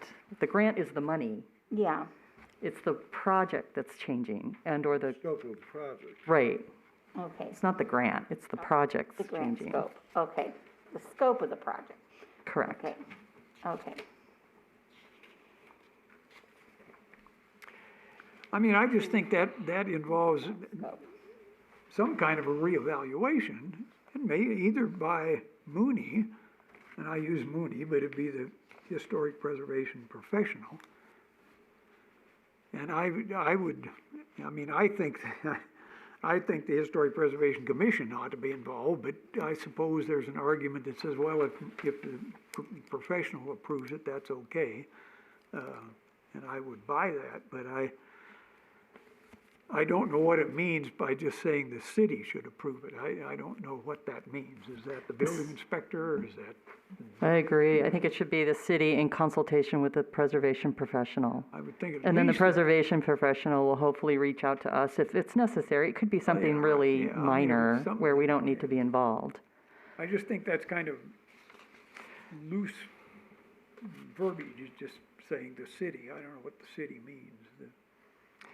Yeah, I would be concerned that it would be interpreted that any minor changes would have to go all through the process again. Yeah, and I don't think that's necessary, but then on the other hand, if it's a major change, it needs to be reviewed by more than the city, because we don't know what the city is. I mean, that's the. How about the city's approval in consultation with the preservation official will not be unreasonably withheld? Yeah, something like that, yeah. But I think you should distinguish between changing the contractor and changing the scope of the project or the scope of the grant. I mean, I think there should be two items there. If you see, yeah, I mean, do you see what I'm saying? I mean, the city, I'm sure we have competent people that can evaluate whether or not, if the grant contractor changes, that they can evaluate. I don't have any, that doesn't need to go to the historic preservation officer. But why would they have to go to the city if they change contractor? If they, if Bob Builder goes bankrupt and they hire Charles Builder? Well, why do you go to the city to, the city's gonna approve the contractor initially, so. Well, yeah, but if Bob contract goes belly up and Charlie contractor is a new contractor, Probably as a long as he's building licensed, permit. as long as he's licensed in the city. Well, that's what I'm saying, the city can evaluate that, we don't have to evaluate that, and I don't think Mooney does either, but, so I'm saying it, but it should be separated from a change in the scope of the project, there's two different things there. Yeah. How about yes. how about I clarify it on the scope, and the scope being reviewed, I'll see if I can define it well. Obviously, having the historic preservation professional review any changes. Yeah. And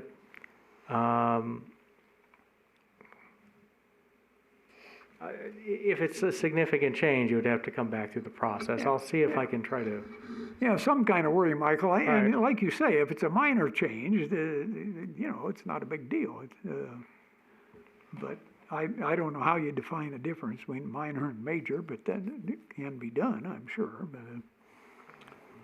So, anyway, but my real point was that it's separate those two items. I think there should be two sentences there.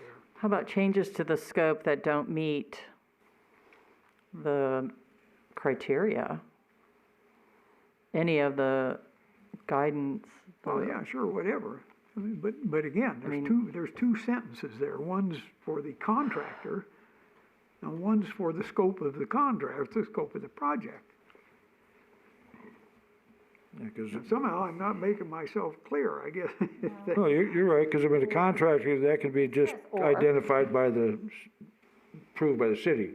That wouldn't have to ever come to us. That could be something that they could check, the builder's licensing, abilities and such. Right, We would just need to potentially see if there's been a change in the scope of the grant. That part we would potentially want to look at, or Mooney would want to look well, at. or the I think that's professional what you're should getting look at, it, right? Yes. Yeah, So I'm saying there's two different things there, and it takes two different sentences, yeah, I agree with you. so.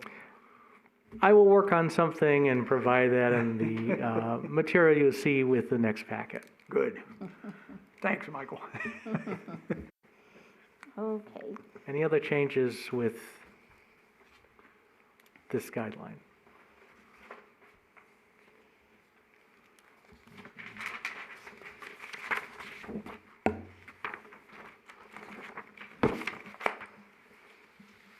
Okay, well, it looks like, I think we covered it.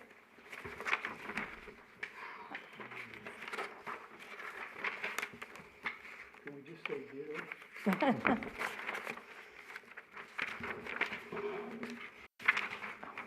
I second the ditto.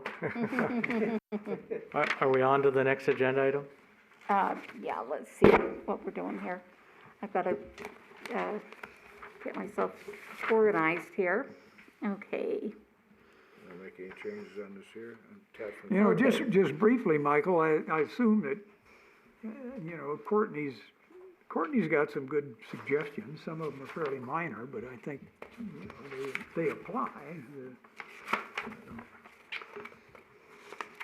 So, Yes, I would certainly take those in consideration, the revision I bring back before the committee. yeah, okay, good. Okay, then, we're moving on for possible action, discussion and direction regarding the city's proposed residential historic preservation grant. Okay, Madam Chair, if I can make a couple of suggestions. Sure. First, what I'd like to do is try to follow the same guidance the committee provided with the last guidelines with this one. The notable exceptions, though, clarification from the committee on whether the committee is interested with the residential grant in supporting interior improvements or not, and whether you concur with the cap of $10,000 for each grant. And if you can provide feedback on those two and you're comfortable allowing staff to work on making revisions that follow the RDA grant guidelines, and obviously taking into consideration the other issues that are distinctive between the RDA versus the residential grant, then I can bring that before the committee next time as well. okay. Okay. Any other comments then for Michael? So interior or no? Well, my opinion is, and I got shot down with this, I just don't know how this committee can evaluate interior. I don't know what we're talking about here. Are we talking about plumbing? Are we talking about electricity? Are we talking about fireplace? Are we talking about what? I mean, I don't know. If we're talking about historic elements, interior historic elements, I don't know how we evaluate them because we don't have any guidelines. So, I mean, that's my comment. I don't have, My thought on it is just, is just for the exterior of the building. I mean, that's what the public could view, it's, the public's not gonna go into somebody's house and see this beautiful restoration they spent, $50,000 of city money on. well, I mean, I would encourage the exterior and rebuilding porches, putting a correct roof on. Maybe the original chimney needs to be repointed, things of that nature. but to be clear, I'm not objecting to the funding of interior items. I just don't know how we can evaluate. I mean, I don't care if they're funded, it just, And I explained it earlier that it can be evaluated under the Secretary of Interior standards, and in the checklist, it says preserve, rehabilitate, or restore historic/original. Right. So, but I don't think that this grant should be used for Yeah, the homes, just like you said, because it's private property. Yeah, and as that's far a as public isn't personal allowed. benefit. I mean, the exterior, anybody driving by or walking by gets a benefit of it. Interior, the only people that get the benefit are the people that are living there. oh yeah, that's fine. I mean, that's just, I think it keeps it simpler for everybody, I mean, from the homeowner to the city staff to us, and to pass on to the city council, hey, what you see is what you get. That's the only thing we're helping to fund is the exterior that everybody can benefit from. Especially, we're using everybody's money. It's city money, which all comes from all of us. Just my 2 cents. I agree. I agree. Any other guidance before we move on to the next one then? Next agenda item. Okay, all right, Make it work. very good. All right, for possible action, discussion regarding activities for Historic Preservation Day and award for 2022. Actually, but wait a minute. There was one other item where we haven't come to that yet. We're not coming to where you asked the 3 questions, respond, you got 3 questions? Oh, is Well, that, we yeah, haven't that- come to that yet, I guess, have we? Well, no, that's under that, but that was the interior, exterior. You've already answered the contributing, non-contributing question. And I guess the third one was, and I think the direction here is no, to pay for nominations to the National Register of Historic Places. I think the focus is exterior improvements on residential Oh, property. okay, so that Yeah. answer, so Yes. we don't support Yeah. using funding for, okay, yeah, that's fine. All right, Historic Preservation Day. All right, well, as you see, she included, last year's, breakdown, or the year before. And I guess they wanted to know, how we feel about the flyer. We're working on the flyer. Since our award winner last year didn't want the picture taken of the property, do you want to have some historical picture in there? Remember last year? I'm just gonna throw this out, maybe, if a home is nominated, that we get assurances from the homeowner or before anything is done, that, are you willing to participate 100% in this? Are you you'll be willing to be interviewed, willing to have your picture, picture of your home published and stuff like that? I mean, if, it was kind of frustrating last year to do a beautiful home like that, and the homeowner really didn't want to be involved in it. I mean, Yeah, that was a tough one. What? Well, when we went to Not his till house, after the he didn't fact. want to, he That's didn't what I'm want a saying. picture taken or, have the award, but then, our city planner, Susan Danielewicz, talked to him some more, and he did decide to participate. But I mean, when he was nominated initially Yeah. for the award, did he No, know he was nominated? I'll tell you exactly, because I'm the one that nominated him, and he didn't have any idea, and the reason it was nominated was because the requirements for nominations, any property can be nominated by any person. So if you don't like the fact that the guy doesn't want to be nominated, then you better change that. Yeah, we should make sure they're made aware that they've been nominated. And that's fine. Yeah, that's what I'm just, throwing it out. I mean, because, yes, we don't find ourselves in a similar situation. It's kind of defeats the purpose a little bit of it. I mean, I like the idea of anybody can nominate something, but I think almost Where are you kind of need the homeowners' Carly? permission, shall we say, for lack of a better term, to participate in it. Yeah, so anyway, I mean, that I think needs to be clarified, because the other question there is, can a committee member nominate someone? Okay, so we're looking at page 105. I don't know what. Yeah, that's where you're reading from, page 105.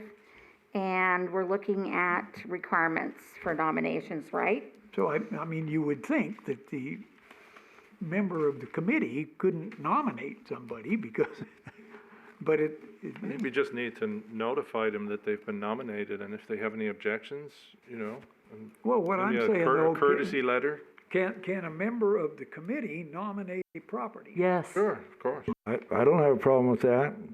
Okay, well, I you mean, know, personally, I mean, just, if you know if I nominate one, I'm gonna vote for it, you can bet. Yeah. well, that's fine. Well, that's fine, I mean, if the committee likes that, I Or mean. any property yeah. can be nominated by any person. Yeah, and I think Charles would be considered any Already got a person. couple in mind that yeah. Yeah, we need nominations, and, I mean, if somebody on this committee who nominates, it doesn't mean the other four necessarily go along with voting for that person, it just means that one person nominated it, and, Okay, I mean, I think just, probably we have to knock on the door first, and, hey, we'd like, who's ever doing nominating, get the approval from the homeowner that they'd wanna participate. Okay, so write what needs to be in here that says we need approval or buy-in or what? What do you need to say something? And is it in the criteria for nominations or requirements for nominations? I wouldn't make it a requirement that you get the owner's permission before you nominate. I just think simply notifying them that they've been nominated and asking if they have Okay, any where does that go in objections. here? It needs to be like put in here somewhere. Well, that would have to be part of the criteria for nominations, that the homeowner is willing to participate. That's not on the applicant to do that, that's on us. Like, the city would notify the owner that it's been nominated, not the committee, or not the person nominating. So it wouldn't need to be in here. All right, so Spelled out. so you're saying the nomination would come to us, and somebody from the city or this committee here would then contact that person, let them know it. The courtesy, we And if send them a they- letter and say you've been nominated, and unless you have any objections. oh, yeah, that's good, Ray, yeah, Yeah, okay, no, that's fine, but Once the if they say nomination- no, Yeah. but if they say no, then we just ignore their nomination. Maybe draft a little list of, like I said, the picture in the flyer, award, presentation at City Hall, what they can expect. Right, so you basically just notify all of the nominees Yeah. that they've been nominated, Yeah. no, that's a good idea. Yeah. A little postcard. That would work, I mean, that would we get some little back And and then if forth, they object. prior you to can say, the- oh, well, yeah, okay, the finale of it. yeah, no, that's a good idea. So Okay, to so are notify you the, happy with the requirements then? Well, the last comment on there is, and I think, it seems to me like this used to be one, is, I thought there was a requirement that a prior winner couldn't be nominated. I know that, I think That last happened year, last the year. bowling alley, for instance, Yeah. was nominated, and Probably- and it was excluded because it had already been awarded, and That probably should be included, that a prior winner can't be nominated. 'Cause I think you can only win once, right? Well, I don't know, I'm just throwing that out there because I think that used to be, I Well, thought it used to be. that- I'm, it's kind of going along with how Ray was talking about the homeowners, if we get people that might nominate a business, like you're talking about bowling alley, they might not know that place already won something. True. Well, that's. So, we would get the nomination, and I think we could just, because they've already won, we just quietly set it aside as, Call and tell them. yeah, you were nominated, but because you already won, we're not gonna consider you for this year's, and then, because people, probably 99% of the people in Boulder City don't know the bowling alley won the Historic Preservation Award one time. Right. We would be letting the person that nominated, not the owner of the So we building. just keep it- We'd be letting them know that unfortunately, the property you nominated has already won the award and therefore Yeah, we could do that way too, that'd be fine. the owner of the property wouldn't even need to know about it at that point. It would just be the nominee Yeah, or the nominator, the Yeah. terminator. yeah, that'd be fine, So that'd be we can fine. leave the criteria as it is then, that the award is open to all properties. And then we would just let them know if they've already been, awarded one already. Okay, I think the question that the city was, asking on page 96, it says a draft copy of the utility notice for February is attached. Question for the committee. Should the photo be updated for the 2021 award winner, even though the property owner was reluctant to participate in the publicity and have his property considered for the award? Or should a more generic historic photo be used? So what do you want to do? I'm okay with keeping the 2020. 2020? Okay. So you're okay with keeping that one? Me too. As she showed us on the draft. Okay, then that question was answered. Okay, I did have a few things to ask myself. As we're looking at the day, we did pick the day, May 14th, that's already been determined. Ray, did you reserve the LA Power and Water Building? No, I haven't. Okay, to me, that's a priority, we need to Get that do that. done this Yeah, month. we need to get that done. Okay, so we've got to, make sure that that is, I have two buildings to do the. Yeah, to LAD, reserve it for WP, and Friday? Water filtration plant. for Friday at 11 on May 13th. We want to get in there to, get everything set up. So Yeah. we want to make sure that we reserve for Friday and Saturday. I So- think, based on my recent booking at the LADWP, there's a class in the morning on the Friday, but they Okay. finish at 11 or 11:30, I think. Okay, all But right. I'll find out more. Okay, so yeah, so if you can get it reserved for Friday and then for Saturday, from 8 to 3 on Saturday. Yeah.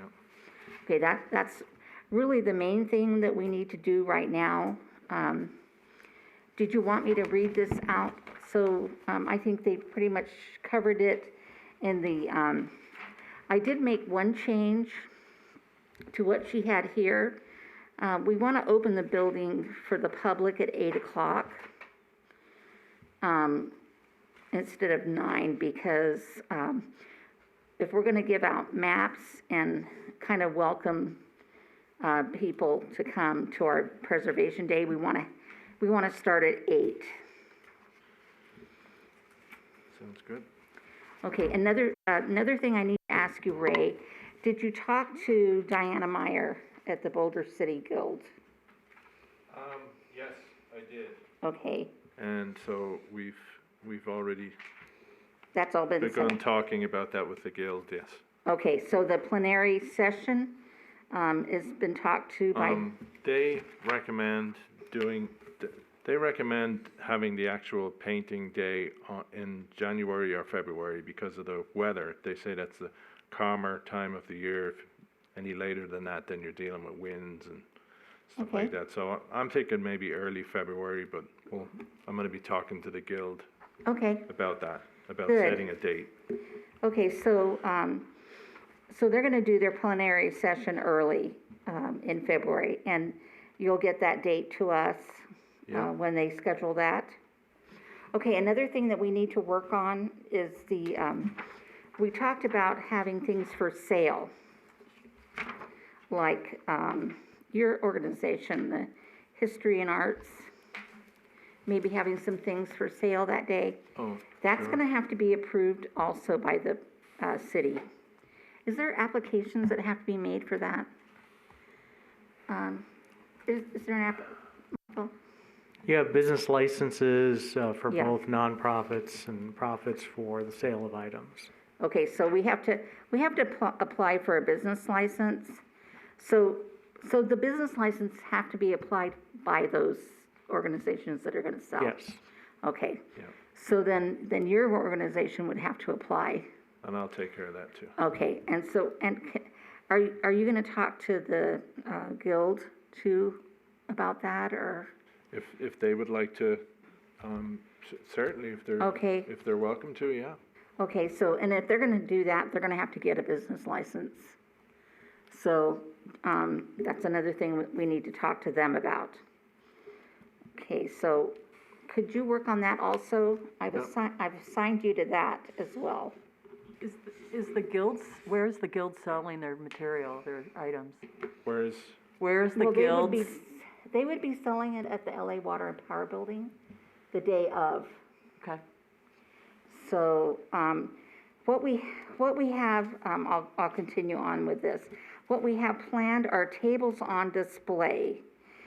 And what I wanted to do, Michael, was to have a letter go out on city stationery to invite the following organizations: Boulder City History and Arts Table, the Boulder City Museum, the Boulder City Art Guild, and the Historic Preservation Table, which is us. We would have one there also.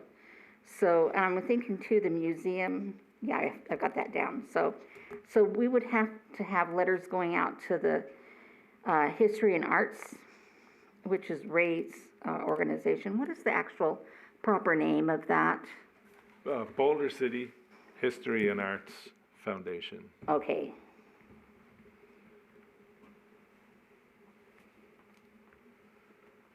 So is that okay for us to write a letter out on city stationery and invite them to participate with us?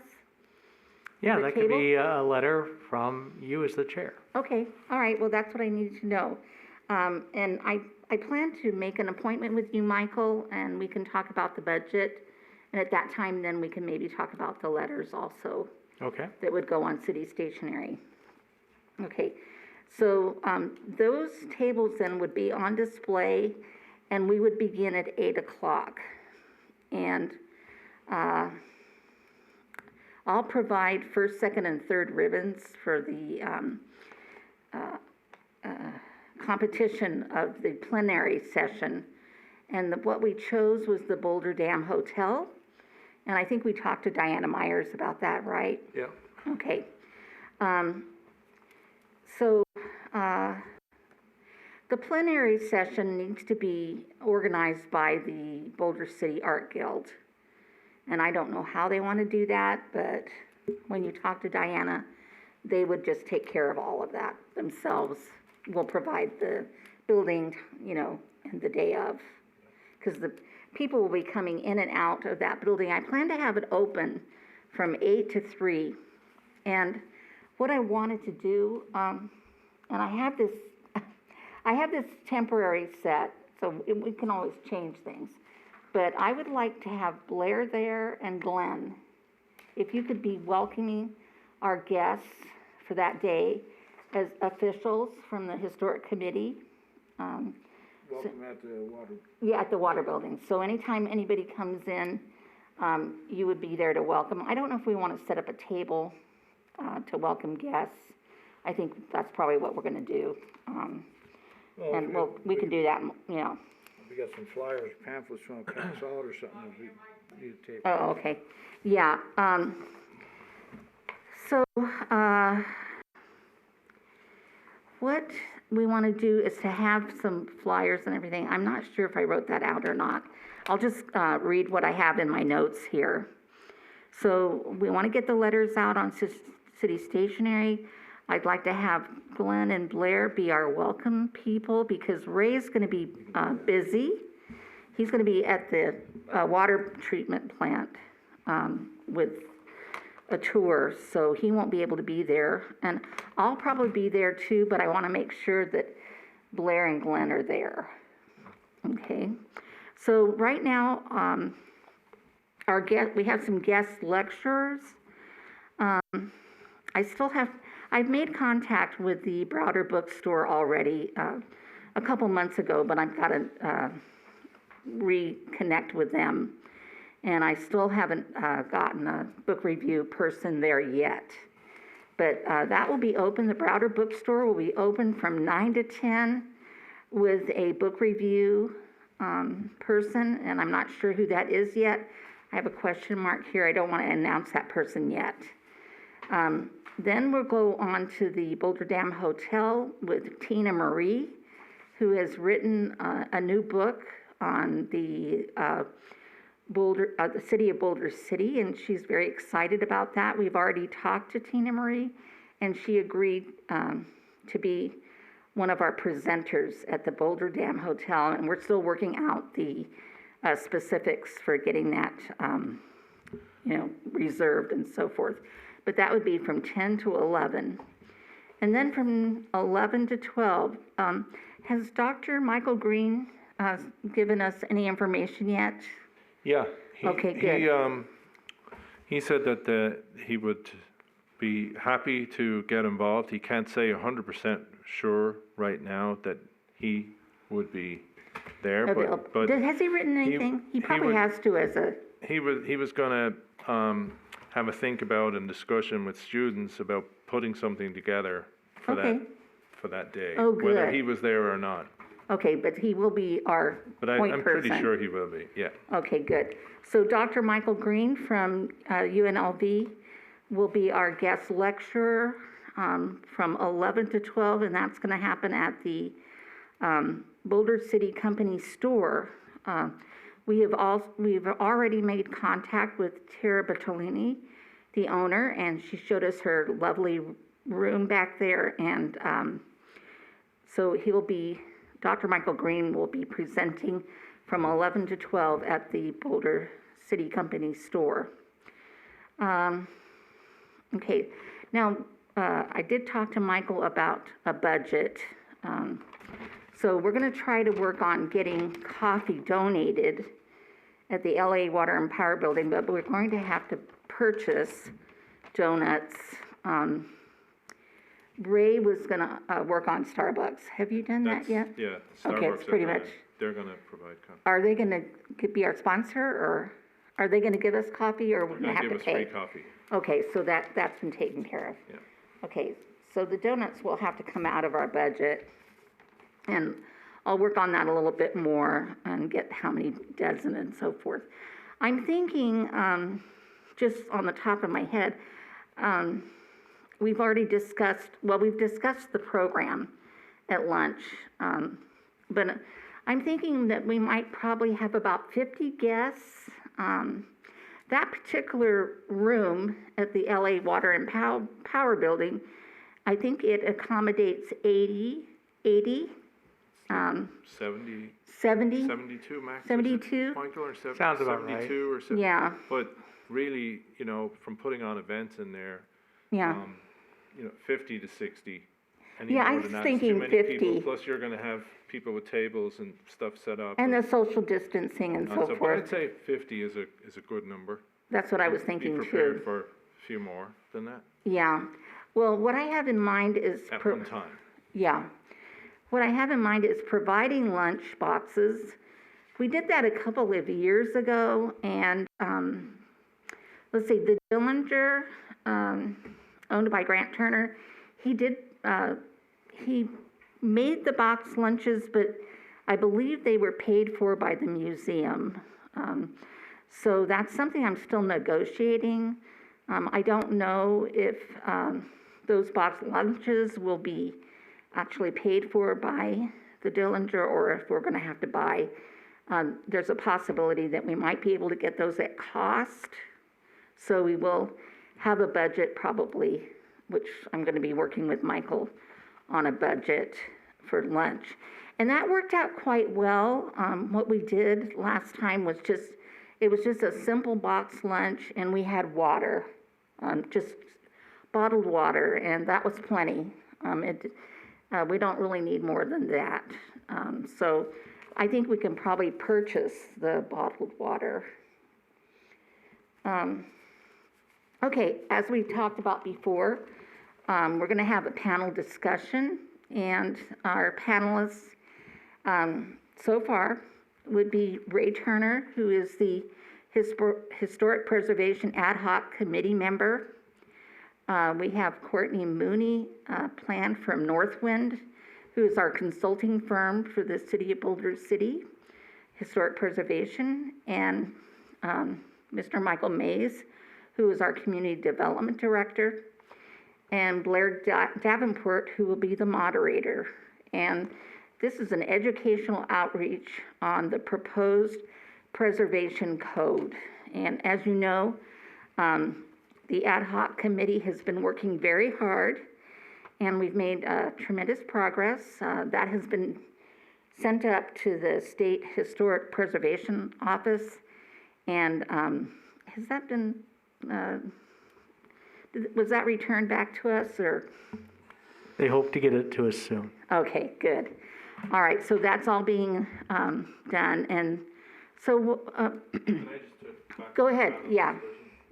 So I wanted to suggest, it just came to me during this meeting, that we touch on the 2 preservation grants and do some outreach on that, and let the public know that they're, briefly give them a overview of what they're about, that they're available, and encourage them to participate as well as the ordinance. So Yeah. I think all of that would be plenty. All of that would be addressed in our panel discussion.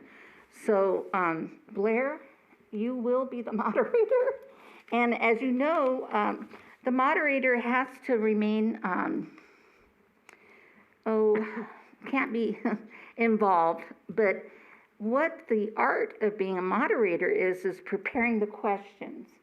So you'll be asked to prepare the questions on the educational outreach.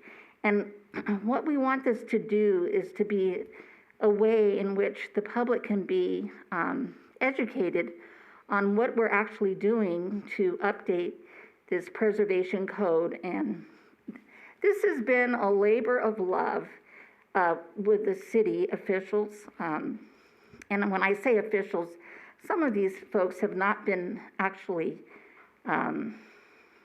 elected to public office, but they've been serving in a public capacity to improve the city of Boulder City and their historical approach to Hoover Dam and all that it entails.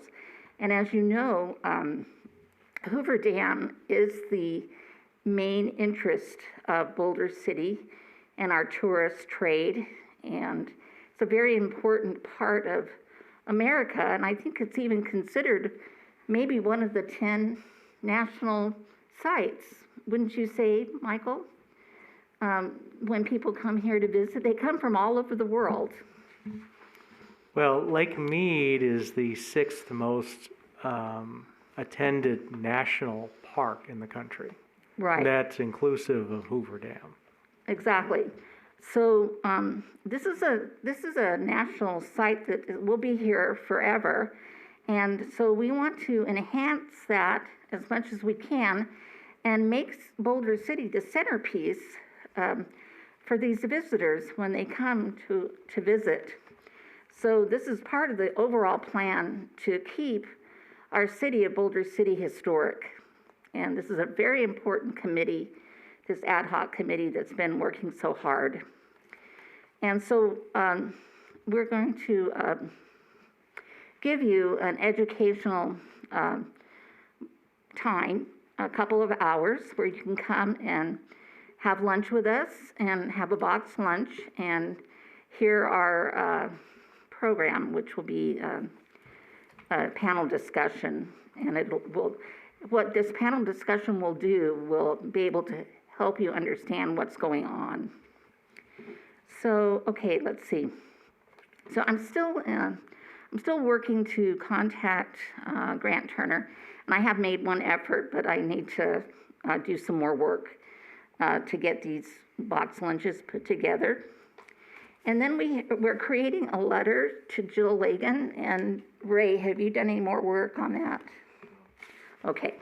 All right. This would be an important component to our overall Historic Preservation Day.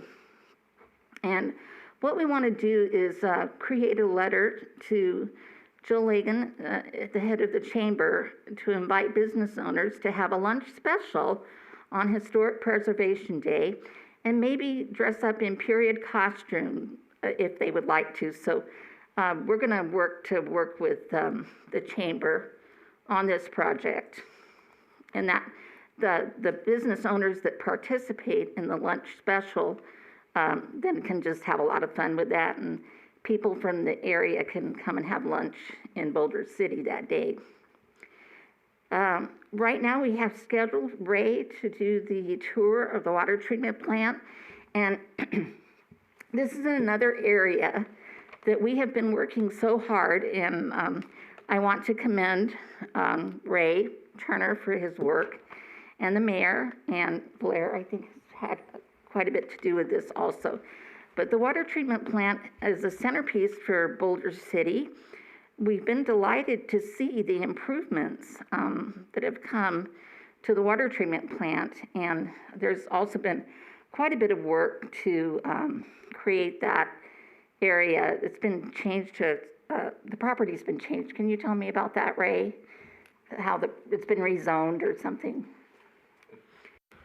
It's been rezoned to Government Park. Okay, yeah. So now that property is considered a park. Right, yeah, exactly. It was residential, commercial before, so it's C1. Yeah, and that's been the hard work of a lot of people to get it to that point. And I don't know if you understand, but the water treatment plant is an interesting historical building. Maybe Michael can tell us a little more, but this particular plant, there aren't very many of these left in the United States. So this is something that we want to keep as a place where people can come and actually see how water was treated at that time period during the 30s. And so this is something that we want to maintain. So we continue to work on that. And as you know, they got a new roof, and it is a very interesting tour, and it isn't open very often. So I think you might enjoy seeing that tour.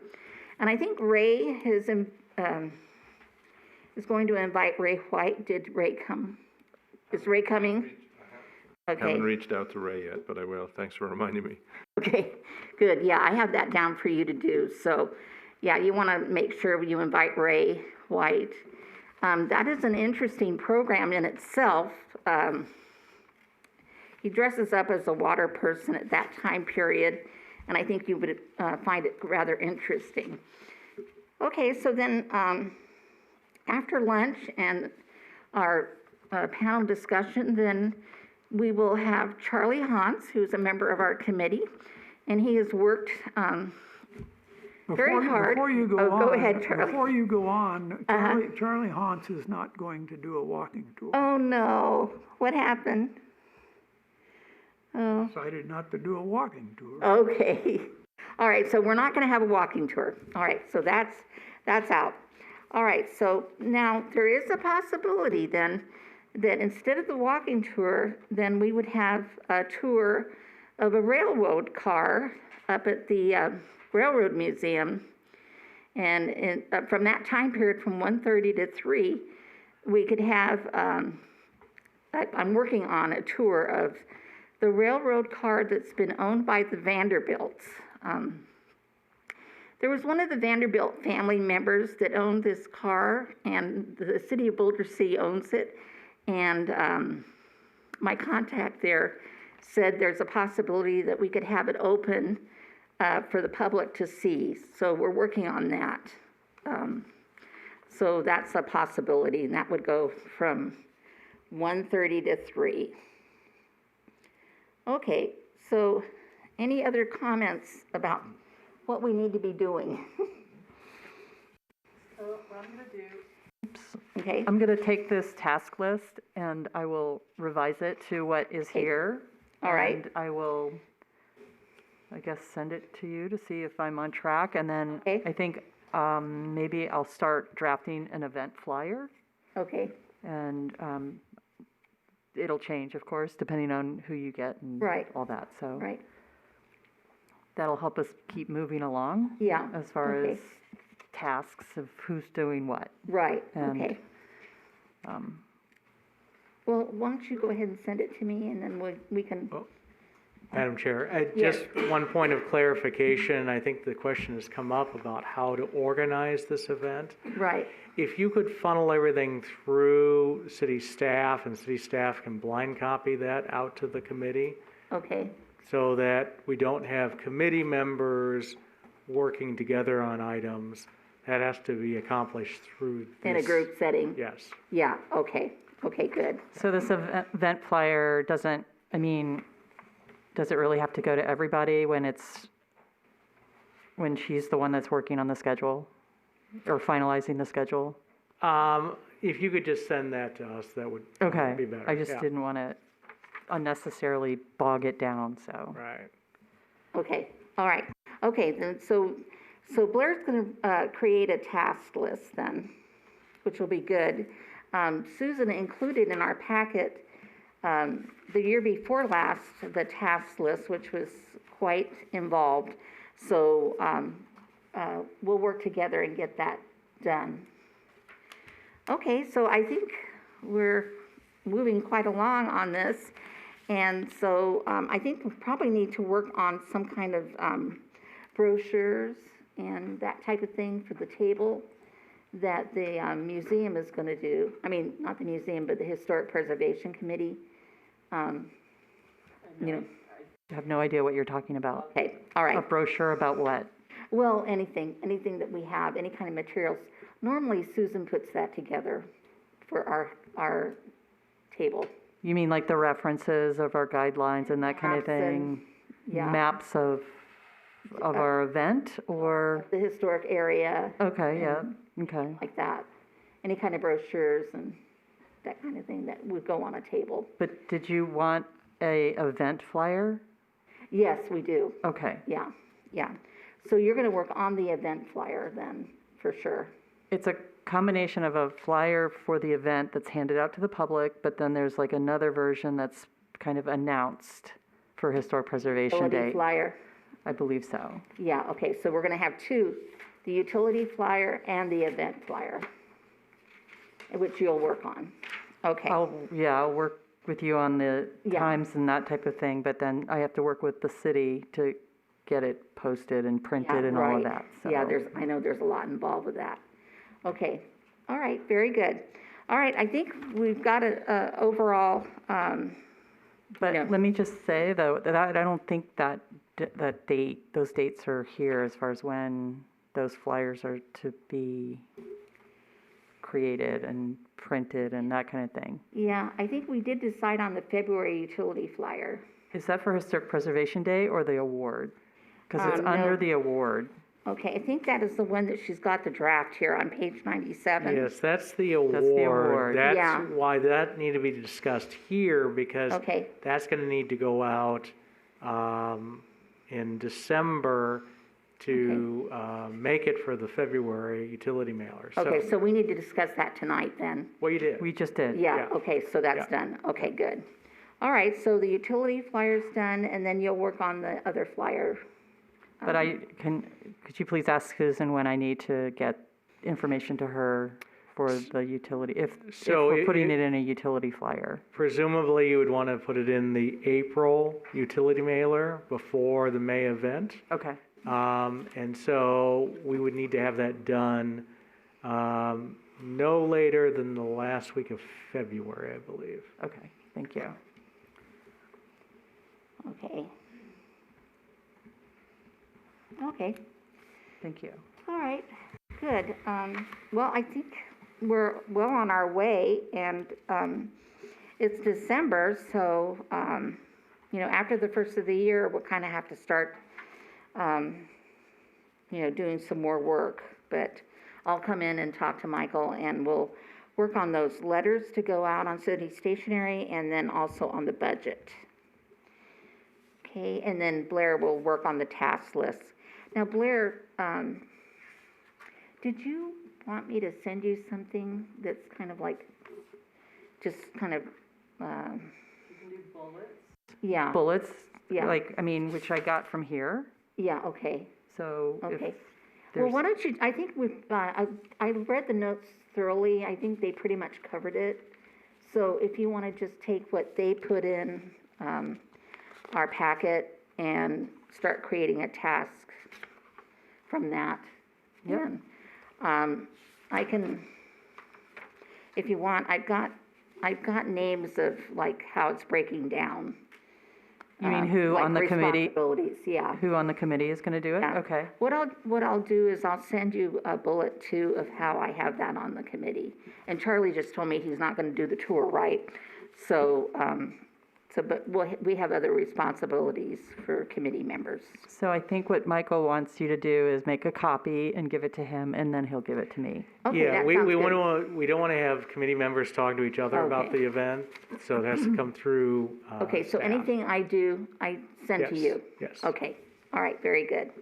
All right, I think, we're well on our way, and we've already made decisions on the, utility flyers, so, and also, scheduling the LA Water and Power Building, that's very important that we do that, so. All right, very good. Are there any other comments about Historic Preservation Day and what's coming up?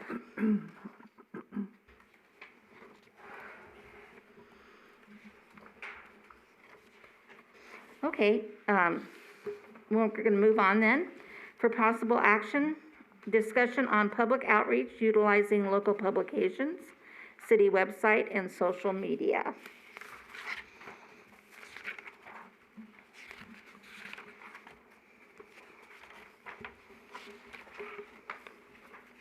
Are you asking for comments? Yeah, I got a comment. okay, The last paragraph. yes, Should focus on historic building or property rather than general history. mm-hmm, I say we're supposed to focus on historic buildings or properties rather than general history.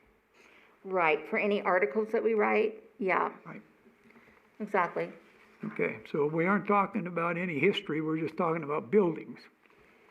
well, okay, maybe Michael can clarify for us.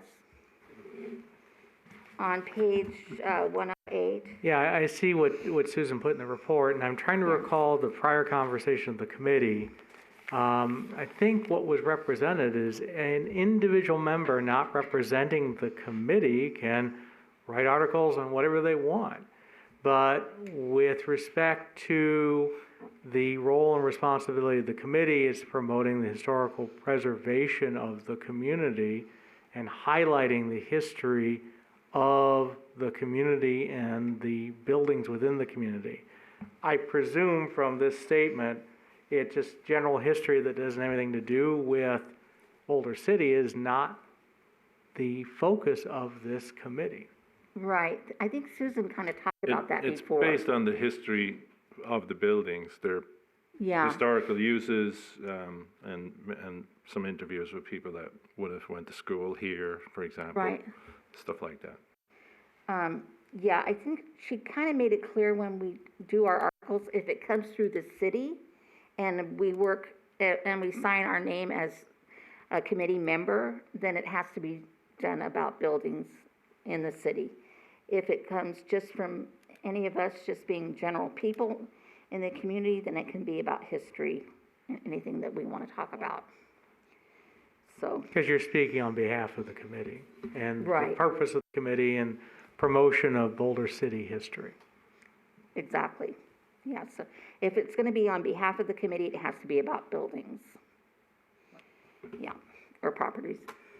Okay, so if you're thinking about writing an article, think about that. Okay, very good. All right. Okay. Now we're looking at our calendar.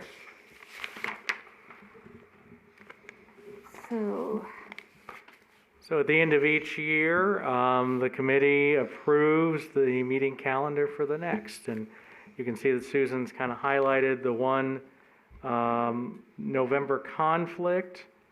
And so can answer any questions.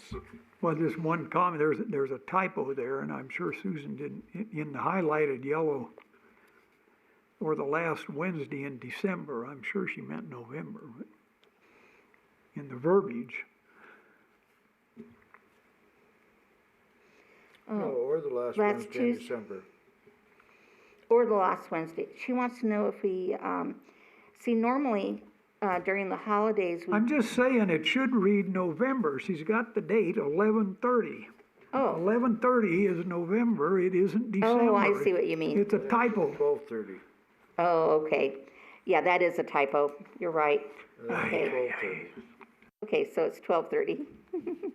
All right, did you get that, Michael? December, it should say 12:30 on Wednesday. All right, so, Well, yes, do we want to do it in November or do we want to do it in December? right, yeah. We can't do it in December, we don't meet in December. It shouldn't read 12/30, it should read November. Oh, or the last Wednesday in December. She's asking whether we want to do it on Tuesday or Wednesday. Okay, Lord. so it should say 11:30 instead of, and not December. Right? Yeah. Okay. Thanks for pointing that out, Charlie. So I think the question for the committee is the last Tuesday on the 29th or the last Wednesday on the 30th. 30th, yeah. Right. Which would the committee I prefer? vote for the 22nd, the last Tuesday in November. Okay, The last Tuesday in November is the 29th. I think that's what I said, 11/29. I said 22nd, but Yeah.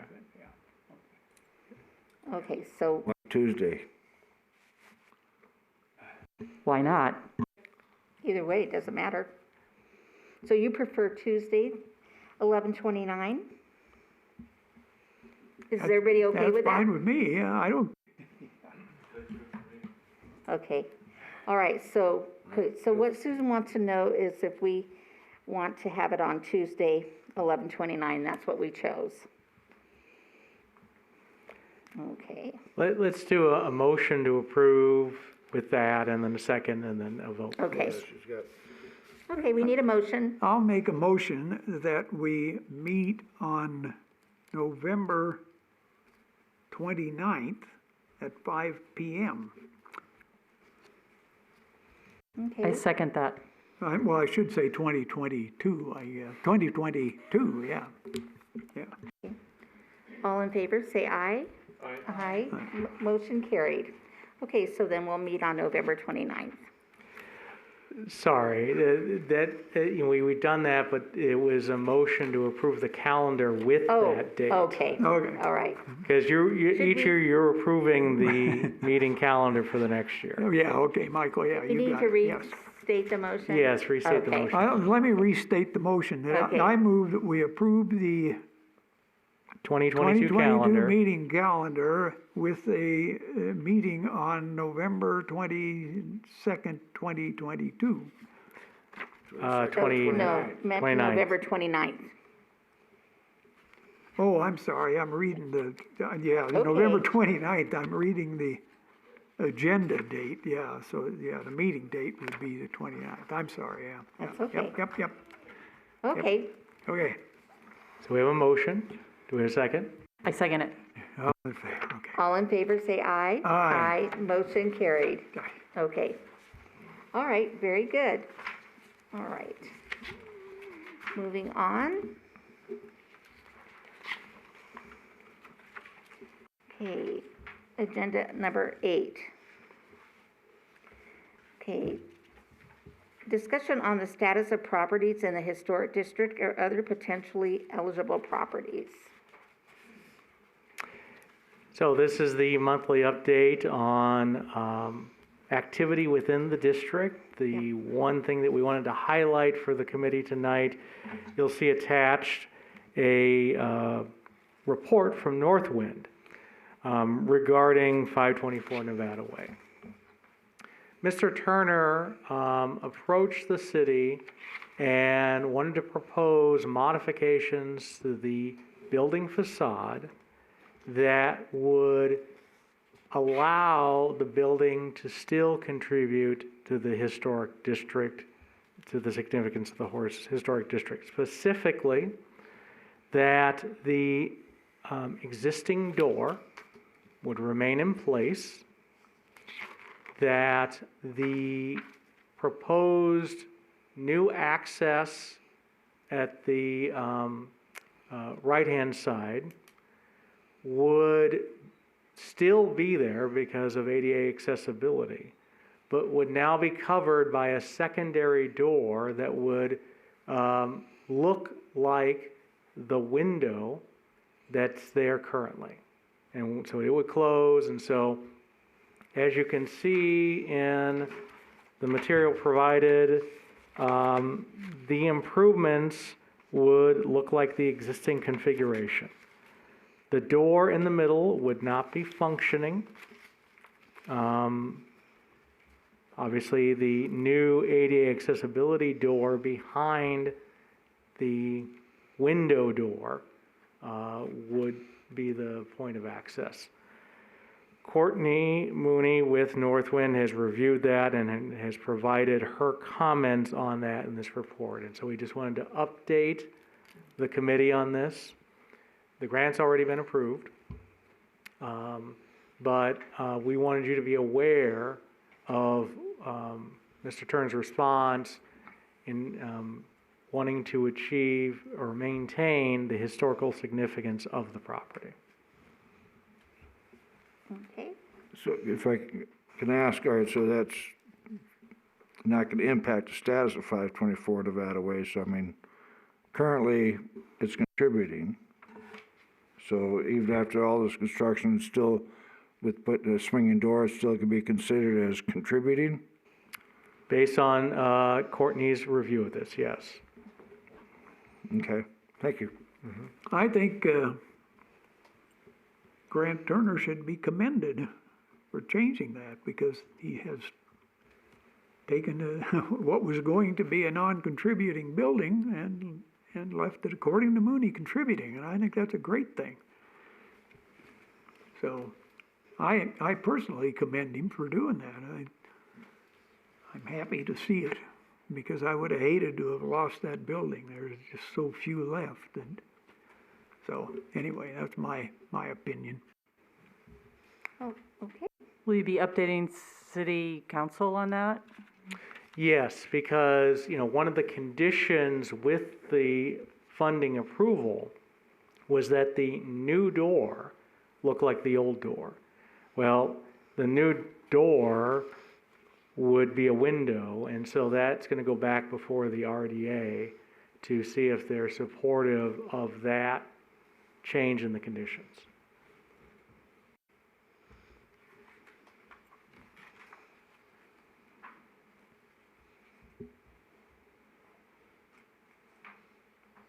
Okay. And that's staff's report on that. Okay, very good. All right, then we're back to public comment. Oh, Oh, number 9. I'm sorry. Oh, boy.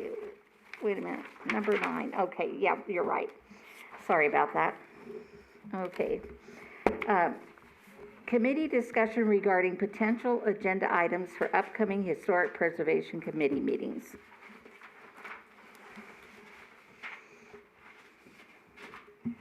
Okay, do we have any Do we need comments to, on that? do we need to put anything on there for continuing discussion about Historic Preservation Day, or is that going to be automatic? That's automatic. Okay. So will the bringing back both the Historic Preservation Grant Guidelines and the RDA Grant Guidelines with all of your comments? Okay, they'll be coming back automatically Yes. for further discussion. Yep. Okay. Okay. Is there, should we have a standing agenda item for Courtney to talk with us on projects? Or is she just lumped in under agenda item like number 8? Or how do you want to, it'd be nice to be consistent with having input from Northwind when it's given. If there isn't anything provided to the city, then that's also should be reported. But it'd be nice to know what is it that she is providing to the city. So any correspondence between city staff and Northwind? I'm not saying that we have to have every correspondence, duplicated and added, but something to the effect that we consulted with Courtney 3 times on 6 projects, or we asked for her advice on this property, or I just don't want to be, I don't think this committee should be left out of the loop, so to speak, on what she is providing or what is being provided and what the discussions are. Well, certainly anytime we are asking her assessment of a property, just like you saw in the packet here, is going to be included under agenda item 8, so you can see her evaluation of that property and the response. If there is a project that she's working on, then I'm hoping to bring her to the committee to talk to the committee directly on that, like the design guidelines. I can evaluate how we maintain and update the committee on communication, but so far it's been, hey, there's this project, we need your interpretation. And as I said, we're going to include that in the packet. That'd be great, so that we could see what she's working on and looking at and interpreting, because that'll help us in interpreting projects as well. Mm-hmm. So, but I don't know, is that something that should be a standing agenda, or just, I mean... I don't think it needs to be a standing agenda item. I think that that's a status on the update of what's going on in terms of activities. Which is activities, you mean number 8. 8? Okay, all right, Because that's how we'd be utilizing her. okay. Primarily utilizing her for those kinds of things, okay. Mhm. But special projects coming up, then they may be separate agenda items or bigger topics to be Yeah, discussed. I Okay. mean, potentially what we could do under the section that talks about summary of new building permits, we could also include, she met with a property owner on this property. That'd be great, Yeah, yeah. that would just so be you very can kind of helpful. see, What she's been doing. Mhm. Yeah. yeah. Okay. Good. Okay, we're going to move on now to public comment. Each person has up to 5 minutes to speak at the discretion of the chair. Comments made during the public comment period of the agenda may be on any subject. All remarks shall be addressed to the Historic Preservation Committee as a whole, and not to any individual member of the Historic Preservation Committee, of the audience, or of the city staff. And we're now open and to comment during the meeting. Members of the public may call 702-589-9629.